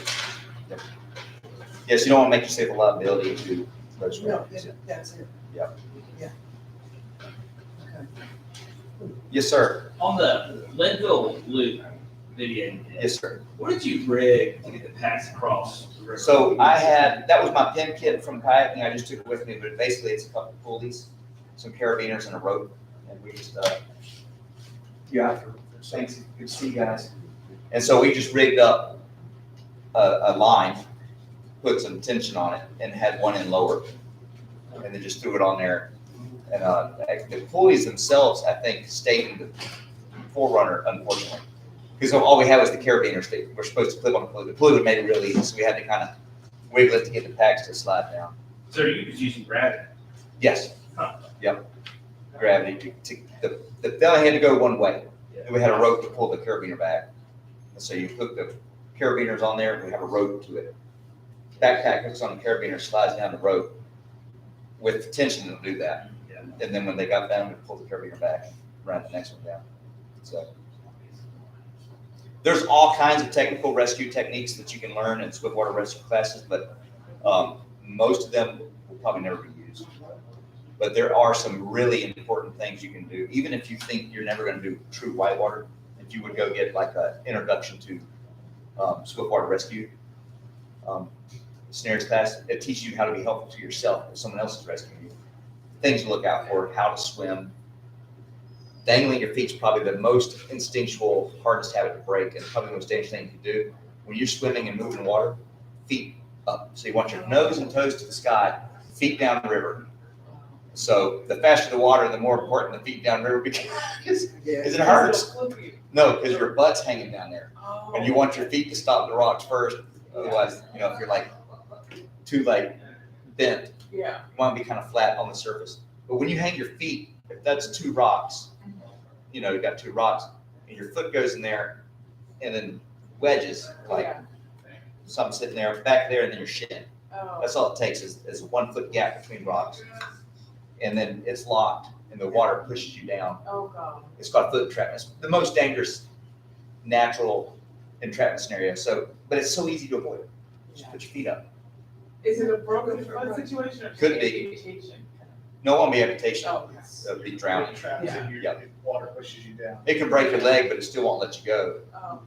And so, even in like relatively, like people when they swim, you see them like they're bouncing off the bottom because they're trying to get to the shore, and they're like kicking. You're like, feet up, feet up. Yeah. You're yelling all the time. They're feet up. It's like, What? Yeah. yeah, they don't know what I'm saying. They just hear Charlie Brown's mom. You know, I guess you have to do that, like. Yeah, I do. I'm doing this all the time. Like that seems like no one knows. What is that? Caterpillar antenna? But we practice with the kids, like some safe areas, or you know, we're in a river. Hey, let's practice. Dump them out of the boats and let them swim. They think it's big fun, but we try to get them to swim through rapids with nose and toes to the sky. So you want to lay on your back, feet down river. You want to be able to see your toes at the surface and not have your butt way down in there. You just kind of want to be flat on top. And then maybe backstroke toward shore. You want to be swimming somewhere. Self-rescue spot better than. It's hard to tow someone that's in the water. All those things are throwing a rope to somebody. Everyone has a throw rope. I would bet 50% of kayakers couldn't actually hit their target with the rope because who wants to throw the rope? No one does that. No one practices. We would throw it into trash cans, throw it at things, get on the river, throw it to folks swimming. Because it's a learned skill. But then again, ropes across the river. Now you have ropes in the river, so you got to kind of use that with good judgment. So all these things, like you got on with the CCC, they teach courses in Charlotte, but they will have beginner clinics and seminars, as well as all the other clubs in the area. MRPs in Charlotte, Mecklenburg Regional Paddlers. That's the high-end whitewater club. It's on Facebook. If you're up towards the other part of the state, Foothills Paddling Club, really good. Where's that? That is near, The north, right?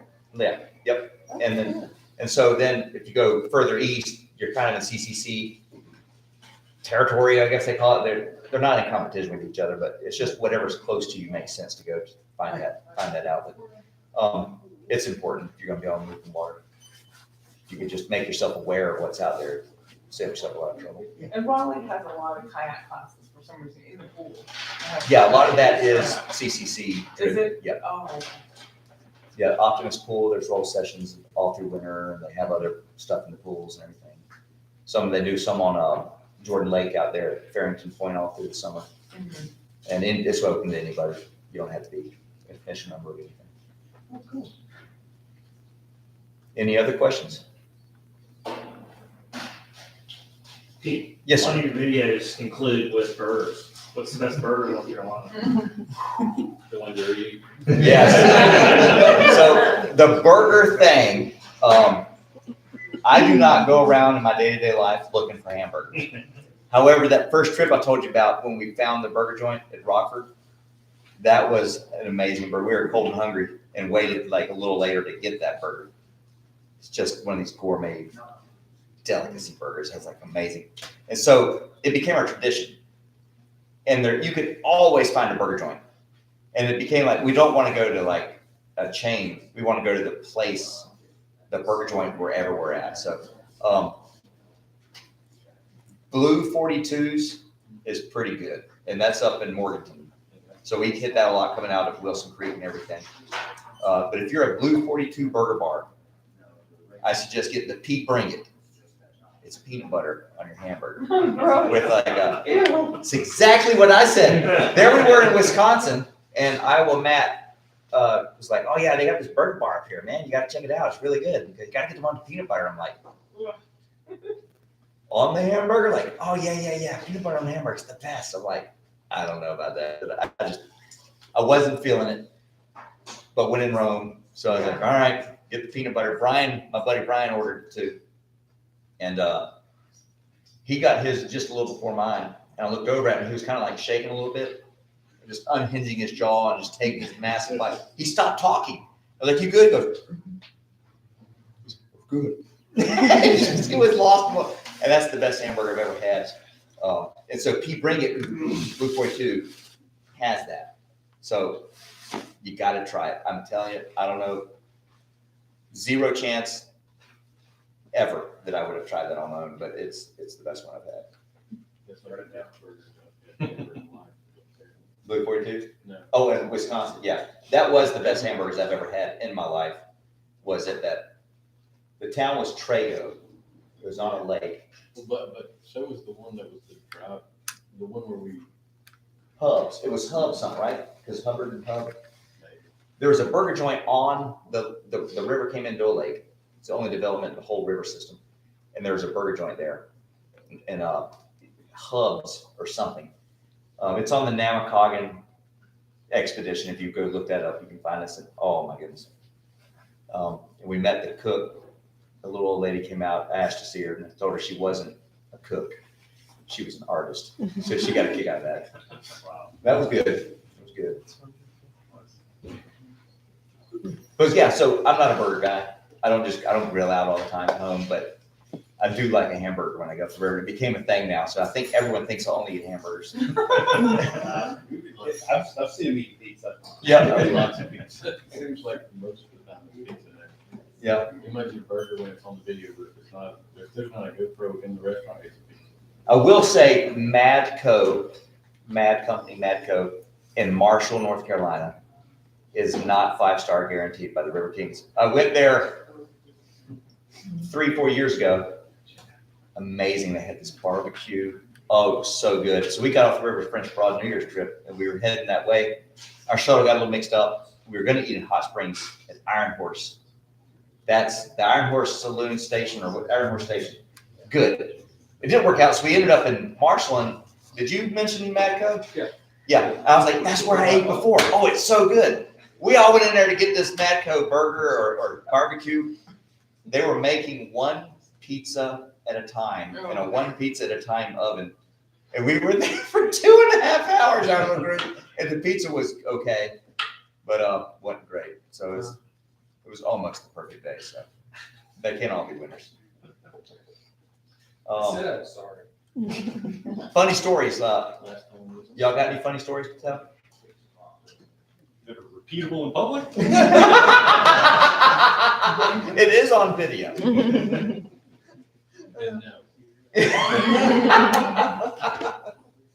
Oh, there's been so many moments. We talk about water, drinking too much water. Yes. So come on up, Austin. I'll just say Austin brought me to a new term and it's called "You Pack Your Fears." Why don't you take it from here? So there are certain rivers that you don't want to filter water out of if you're going to drink it. You know, if you're up in the mountains near springs and that kind of thing, you're relatively safe using a Sawyer squeeze or some other type of filter. But for most of the trips that we have been on, you have to pack water just like you pack your food. And so the saying "pack your fears" means the things that you fear the most. So if you fear being hungry, you're going to pack a lot of food. If you fear being thirsty or running out of water, you're going to pack a lot of water. So I made the mistake of thinking of other people. And so I packed, there were 4 of us on the Deep River trip. 5. Was it 5? No, you're right. It was 4. You're right. Yeah. I was counting myself twice. Well, in that particular case, we would drop water along the river before we put in, so that when we reach that point, we refill, and that way we don't have to pack 5 days worth of water in one sitting. And so I had packed in one of my water drops 8 gallons is what it equated to. He had these bladders. They're 2.5 gallons each, or yeah, something like that. But anyways, I had 4 of them, and Pete had also done the same thing and left water along. So we had lots of water, and I was like, well, I'll just. Albeit, mine are cases of water bottles because they pack better in the boat. That's just my The system. easy solution to this was awesome. Yours is just water out of the tap, just dump it out. Yeah. So, but I also was thinking of others and had enough water for everyone on the trip with the water caches. Never again. But anyways, long story short, I packed as much water as my kayak would possibly hold, and I looked like the Titanic going down the deep river, just as I was low in the water as I could possibly be without sinking. Normally, when you actuate your rudder, it flops into the water. But the assembly is that his whole rudder assembly was like going through the water, like even like he was pretty heavy, catching on every rock. His draft was so low that it was like, you know, he was just getting everything. And I was like, man, you should dump that water out. He goes, he was committed to his plan though. He's going to make this thing work. And Dirt Dauber is an actual award-winning rodeo cowboy. And he's a little hard as nails. He's also works in the firehouse, as he's like the senior guy at the firehouse. So he's like a calming force. You know, he's got no agenda. He's not trying to be an alpha. He's just and he never picks on anybody. So when he says something to you, you kind of listen a little more rather than a lot of the banter going back and forth. I think Dirt Dauber one point say, yeah, might ought to pour some of that water out. I think that might have been the beginning of accepting. And then finally one morning we're about to go on the river. Kevin's like, pour it out, Austin. He's like, Austin had this moment where he's like, his soul left his body, like just died to it right there. Just pouring out 80 pounds of water back in the river. Like now we have enough flow to get there. The boat definitely paddled a little easier out. They also carried easier over the 10 vans that we had. All right, lift. Everyone's boat's Austin. Yep. We boarded with our boat, with our gear in boat, with just 4 hands on the boat, one in the front, one person on either side of the cockpit. And there was definitely, we started suspecting a lot of camera gear and batteries, but we realized it was getting heavier as the days went on. Nobody was thirsty on it. No one went thirsty, that's I true. don't think any of us drank. No. Like I said, I'll only pack for me from now on. Yep. Come on up, Alan. Bring a seat. I wanted to ask you a question. I know you stay. Yeah. There's plenty of here. So Alan, I met Bonnie and Alan a couple years back. I was taking my daughter on one of her first trips to whitewater boat on the Paul River with who else was there? Me, you, Chris. Chris and Tucker, yeah. Chris Chandler and his son Tucker. Tucker was like 5 or 6 at the time. They were in these like giant party barges, kind of stuff like this blue boat. Good for what they're designed for, but we were on like a really bony little whitewater river. And we had whitewater boats. We were like zipping all around. So I think that was the beginning of it. But I was gonna say, if you could walk through your first experience moving into moving water, whitewater, your expectation versus reality on that. Okay, well, let's frame this up first. So we got into kayaking when COVID hit. I think it was like June or July of 2020. Like everybody else, we just wanted to get out of the house. So Bonnie and I, we were like, okay, we've rented some kayaks before. Let's go buy one. What do we want to buy? Let's go get the good ones. So we got the 100-pound, open cockpit fishing kayaks that we say, oh, they're fishing kayaks, but we're just going to paddle them anyway. They look sick. So we take them out on the lake. We have fun. And then we got more engaged with clubs. And then we found out about Pete. So we were invited to a battle. First time I've ever met the man. So here we are amongst 7 or 8 other people. They're all in whitewater kayaks. Me and Bonnie are in these party barges. Literally looking around, I'm like, what? Okay, let's see what's going to happen. Anyway, short story. We're going down the way, and this is the upper hall, I believe what it was. Saxon Union Bridge. Saxon Union Bridge, so it's the upper section. And we've never encountered whitewater before in our lives. All we do is flatwater paddles. So here we are, we're just trudging these big old 100-pound boats down the river, and we encounter these, what I call today, ripple, which is essentially class half, I would say. And we're into this stuff, and I'm like, oh, you know, it's just the first experience of whitewater ever. And I knew, even though as little as it was, that this was something that I wanted to be more of, be a better part of. And it's kind of sad because, you know, when we're party barging down this way and we're just trying not to go over, I'm over here looking at Pete's 8-year-old daughter, and she's like, ah! And I'm like, all right, we're definitely in the wrong kayaks.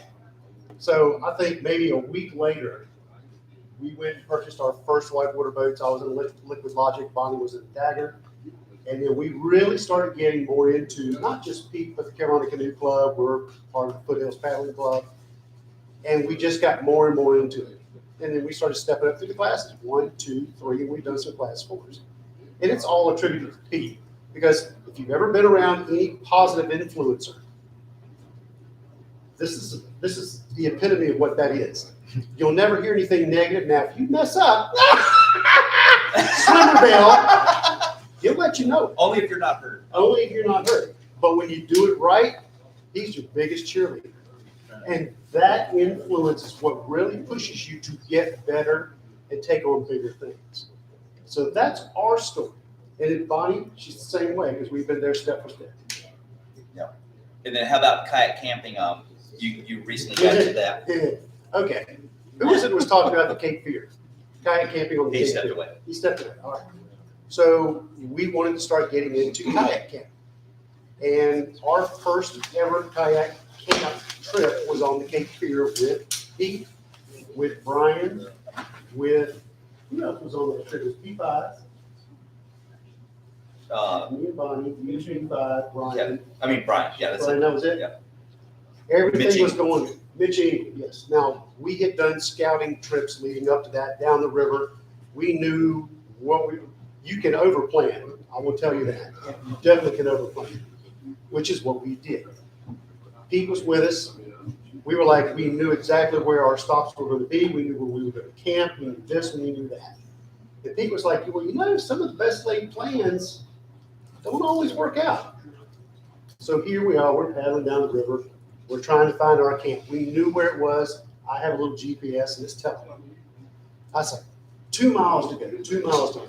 The GPS kept telling me 2 miles to go, 2 miles to go. And then 2 miles later, 2 miles to go. I'm like, all right, Pete, in the meantime, Alan, you see those willow trees over there?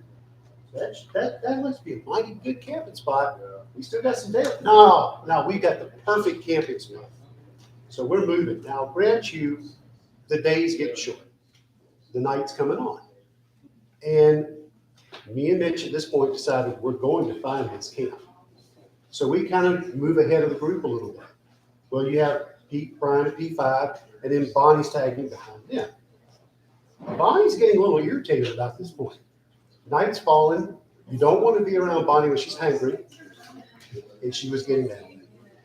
Anyway, we found the campsite. Here comes the rest. I'm putting out a beacon because it's literally at night. You can't see anything. So I'm putting out a red flashing beacon. Here's the crew. Pete, P5, Brian, here comes Bonnie. I'm just going to move over here so she throws something at you. She's a trooper, don't get me wrong. She had enough. It's dark. It's dark. She's hungry. We were making her run rapids when she couldn't even see them. Because you could hear them. Yeah. But you know, just like Pete says, you don't run lights. But there's a fluorescence that you can see. There is moonlight, and you can see the ripples of the water. There's blind kayakers out there. Yes. Yeah. But anyway, we were testing her limits. Yeah. So we pull up, we set camp, and I was like, I looked at her, I said, you got to calm down. And she was just like in tears almost. So it wasn't a great experience for her. Yeah. But she Great learned story from it. later. It's Everyone a learned great from it. story. Great story. But the next day we went and ran the rest of it, and everything was working out fine. But there's always those stories that you tell later. Oh, yeah. And that's one. Yeah, that's kind of like, if your mind can be in a place when you find yourself in those moments to just enjoy it. This is good. And this is gonna be a great story later. It's terrible right now, but it's gonna be great later. That's gonna be, that's gonna get you through. Yeah, every trip we do is pretty much. Adventure's not always fun when it's happening. Yeah. But I had a guy, that's great stories. we did the Okmulgee trip, similar situation. Mitchell was there, Mitchell Childers, Anthony was there, and a couple of guys from down there in Alabama joined us. And then Kevin was with me, and we headed down there. First campsite, I was like, all right, we made our miles for the day. Let's find a campsite. We went like around one bend, like glowing from the trees, the perfect campsite, perfect beach, climbed out. It was too easy. It was like a trap. The river set. And so the next day, we're paddling. We had made our miles, but the river was changing quickly, and the campsites were less and less, and we only were finding them in amongst the rapids, which is common wherever there's like the rapids. They're usually wider, so the banks are lower, so it's easier to get down the river. And getting darker and darker, and I let the team. Were you on that one? Okay, no. I let the team decide where to camp. I'm not gonna make the call. I'm gonna let them make their own destiny, because they'll blame me for it. You know, it's like they got out. It's like I picked Brad as the crow flies, Old Crow Hiking Show on YouTube. He's a great guy, mostly backpacking, but get into kayak camping. And so I pulled him out of the woods. It was bushy. We're gonna have to. It was just not the best. It's like, it's up to you. We haven't seen much, and who knows? He goes, let's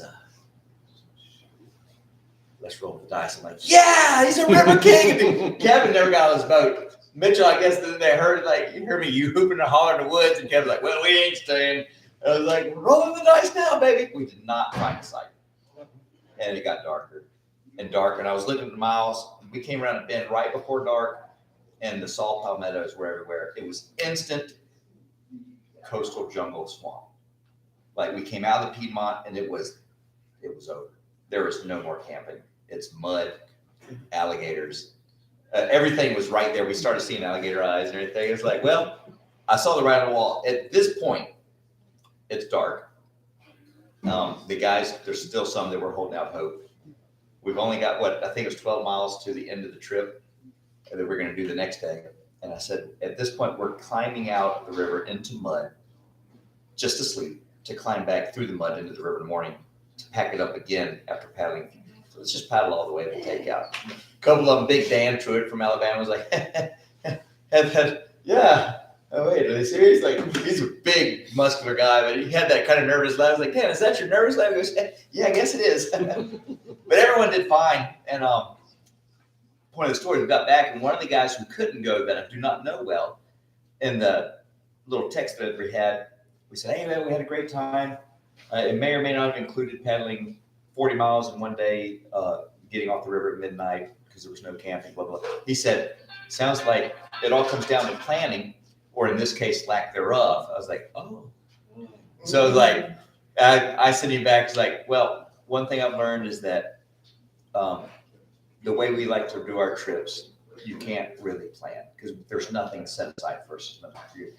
Said, so we have an idea what's going to happen and we're hoping for the best. But the ones on trips whose plans don't match the reality and fold, that they can't handle that. So that the plan is information. The reality is what happens.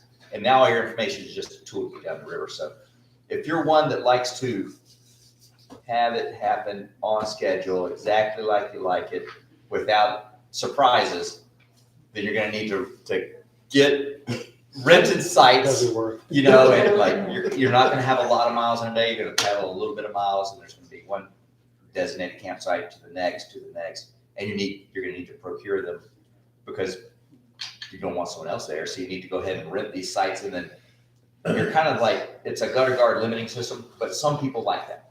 And so we don't. The good thing about it is there's something for everybody out there on the river.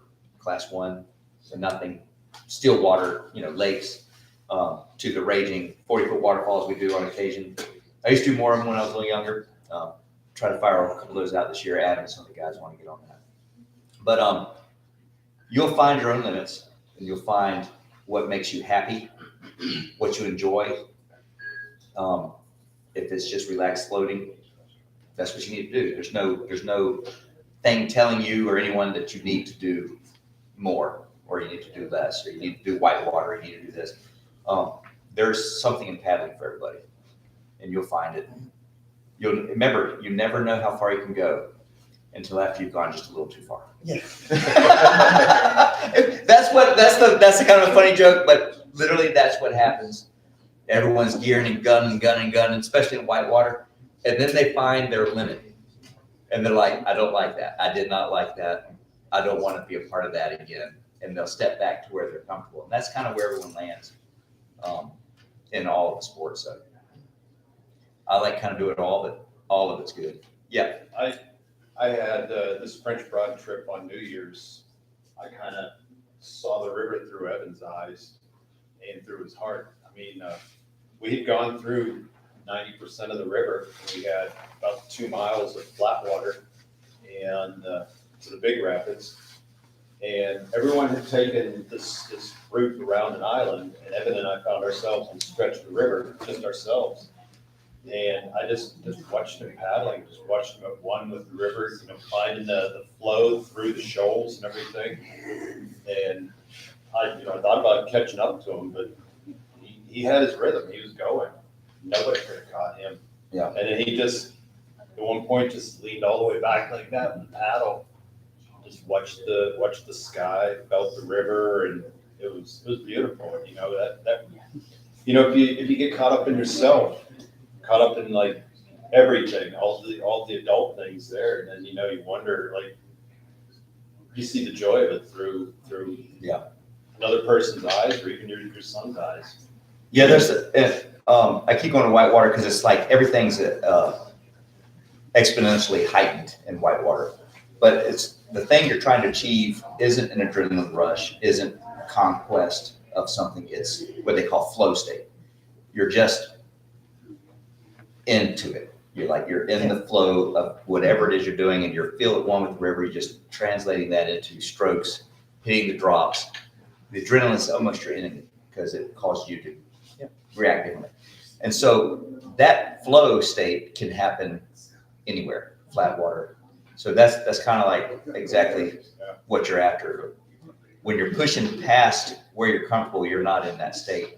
And if you never become comfortable, then that's when people will dial it back to that thing that makes them happy. So I just encourage you, no matter what discipline or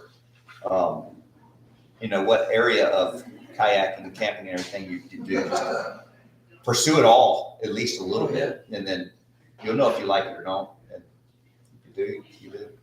So a couple of questions on the boats. So these rudders that are on them, Yes. how do you use them? So I've that's never had a boat with that. That's a skeg. A rudder you can steer. A Okay. skeg just drops down. So this is a Liquilogic XP10, so it's a kind of a transition boat. It kind of does a little bit of recreation, a little bit of whitewater. It's Okay. kind of what it's designed to do. Great boat. If you want to do a kind of an all-water boat, this is a good one. These don't go really straight on their own by design because Why? there's no keel. The keel is this hard. Oh, okay. And so that keel, when going through the water, the keel going through the water has pressure from both sides. I see. And it won't turn. That's what makes it track. Well, when you get in moving water, the keel becomes a sail and disables you from being able to maneuver. So you want to be free of the currents, and you point your boat where you want it and paddle. That's your power. There's no tracking. It's like a disc sled on ice with boosters. So, but when you hit flat water and you don't want to spin in circles, you drop your skeg on these, and now you track perfectly straight. So that's the idea. Can do a little bit of everything. Okay. This is Liquilogic's brand new whitewater boat. It's a big boy boat to do all the waterfalls and all the great stuff. These are notoriously horrible for going in straight lines on flat water. So if you're doing a long flat water trip, you got these, you may consider suicide at some point. But something like what's above it is kind of mid-range. Is a lot better. Yeah, it kind of does. And then that orange boat, that's getting towards touring. That's a wreck boat with a keel front and back, heavily keeled. I'm looking for. And There then are people on sea kayaks here. So if you get sea kayaks, and what they need to go perfectly straight, no matter what's happening to them, currents or wind. And so all of kayak design is compromised. You give up something to gain performance in other areas. So this is their solution for everything. I think you can put a skeg on separately, right? Like you can buy it if your kayak doesn't come with it, just attach it, right? Like if you look at the boat right there and the green one right behind the back row, you see those two little inserts at the end of the boat? Yeah. You can affix something if it's got inserts. You can screw something on. Something like this, there's no way to put anything in that. So these are the mechanism is built into the mold and everything. So some boats are rudder capable, not so much skeg. Skeg has to be molded in, but you can attach rudders to boat and install rudders, which is foot steering. You pull a string, the rudder goes in, and then you can steer left and right. Skeg is just down and goes only straight. And in theory, the skeg can be dropped some or more to offset for what they call weathercocking, which is wind blowing from the side. And your boat, again, like when your boat's cutting through the water, there's pressure on the front of your boat from both sides. So that pushing of the water holds that boat in place. When the wind's blowing from the side, the back of the boat does not have that same pressure, so the back spins out. So when the wind blows this way, it turns you into the wind. That's called weathercocking. So you would drop your skeg in the back. If you drop it too much, now it blows you away from the wind. So you would find that ideal spot of raising and lowering the skeg to go perfectly straight in open water. With the rudder, it's easier. You just set your trim, left or right a little more. But for this rudder, it's to go straight in flat water. Yeah. So, and I get, a longer boat tends to go faster, but, what kind of length do you use for what? That's a great question too. If you're going to make a lot of miles, you want the longest boat you can get to the river. It makes sense. If you start adding rapids in, you want to take a little off that length so you can move the rapids. I was wondering. If you're not making miles in your big rapids, you want even shorter again, 8-9 feet. So our long trips where we go kayak camping, what we found, the best boat is like 14.5 feet. Straight enough to get good speed, make good miles, track's pretty good.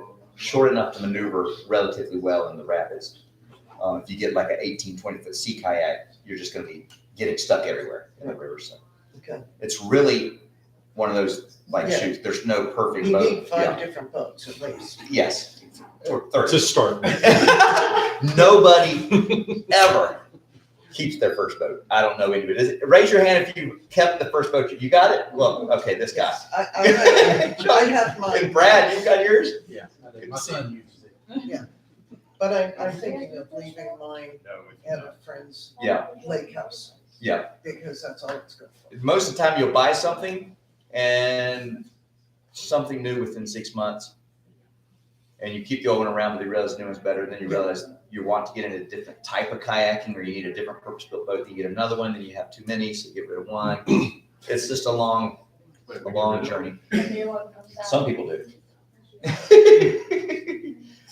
Oh man. So who do you go for like rudder repair or stuff like that? I do it all myself. Okay. If it doesn't need, I mean, I got a guy that welds boats right near my house at Hall River Canoe and Kayak. You have anyone around here, Shane? Where's Shane? I have. Oh, who's your boat welder? So, is anyone in the Raleigh area you would recommend or no? Raleigh might be, you're pretty close to Saxbahaw, 50 minutes drive. That guy down there, Jacob's really good at Hall River Canoe and Kayak. And the Great Outdoor Provision, the one in Raleigh, they won't do it? I bought my Saluda there and I bought like a couple other things, but they don't have a lot of stuff like dry suits and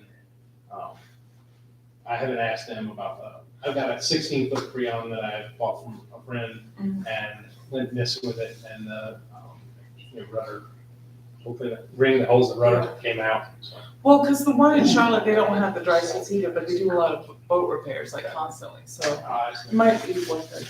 Where do you live, Raleigh? Yeah. Send me a picture of stuff. I might be able to just help you save you money. We got the River King Kayak Shop at the River King World Headquarters. It's my shed. It's my boat shed. We'll pull boats in there all the time. And I get to experiment on other people's boats, so I mean, I get to help people fix their boats. No, we'll try to fix boats. And then fix it before we get them. Yeah, that's it. I put seats, I got a custom seat I put in the Yukon Expedition, the kayak we all like to take, pre-on Yukon. Not another one being good. Yep. Gotcha. So these seats, like you have to drill the seat pan to put a little punch rivet, but just below the seat pan is the boat. Oh. It's always messed the guys like, oh, I think I went too far. Like, you can see the people like, don't do it. I know. Stop. I got a new seat for mine, and I feel like I'm doing this. Could the seat be positioned different, that I'm weighted different? What kind of seat is it? I don't know. What kind of boat is it? I don't know. Oh, I don't know either. Did the Yeah. seat come with the boat or you put like a It patio had chair? it had a seat in it, and a friend was using it, and she kind of tore it out, and it was a real low seat, Yeah, and so it wasn't comfortable. didn't have a high back. And so I got one with a higher back, and I'm thinking it's throwing. Yeah, they might be able to adjust something. Yeah, because sometimes if it's not attached properly at the bottom, there's gonna be more movement, like it may not just be anchored. Oh, it's not anchored, Oh, right? yeah, so. I just tried. Okay. I figure it was about 7:35. If y'all want to, any last questions, we'll probably wrap this thing up, try to polish off these donuts. Any other questions or any comments? Wonderful, answered a lot of questions that I didn't know where to go, Good deal. you know, because they didn't want to just come in and drive. Sure. And, you know, well, this store I knew was good because they had answered questions. But you don't want to go to, Yeah, you don't know who's talking to you. yeah. So I really appreciate your doing I this. appreciate y'all coming. And, you know, I don't do a lot of YouTube, but if I watch your channel, would there be times that there's things that we can join? I mean, I'm not. Yes, so I want to do more. We were starting to do some of that, then COVID kind of shut all that down. We got out of the habit, I guess would be like, of setting up that kind of paddles, like group paddles. But maybe we could get something together with the store down there on one of the reservoirs or Yakin or something. Yep. If y'all want to jam that out. But yeah, I want to do some more like mass invite paddling. And so when I do that, it has to be something like literally anybody can come paddle. So normally it's on like more flatter water. Yeah. I signed up for Paddle for the Border out east into Chesapeake, Virginia. Oh, wow. Figured that would be fun. Yeah, that sounds good. But I like the water around here better a little bit. Where do you live? Jonesville, Elkin, Okay, yes. right on the Yadkin, Okay, yep. yeah, and, Yeah, maybe we do Yakin River float or something I mean, yeah, I with mean, some water. yeah, I Some don't, water. Yadkin to me doesn't seem appealing because it's so brown, but it's a good river to run. Yep. You know, so, yeah, I mean. Kevin lives on the Yakin. Uh-oh. You did. I've ruined him. Take him with the grandson. It's still a great river, but You can't go from the Yadkin River to one of the most pristine places I've ever been, which is Wisconsin and Minnesota, and then from there to the Current River and then some of the other places. And then when you look at the Yadkin River, and you're just like, That's my problem.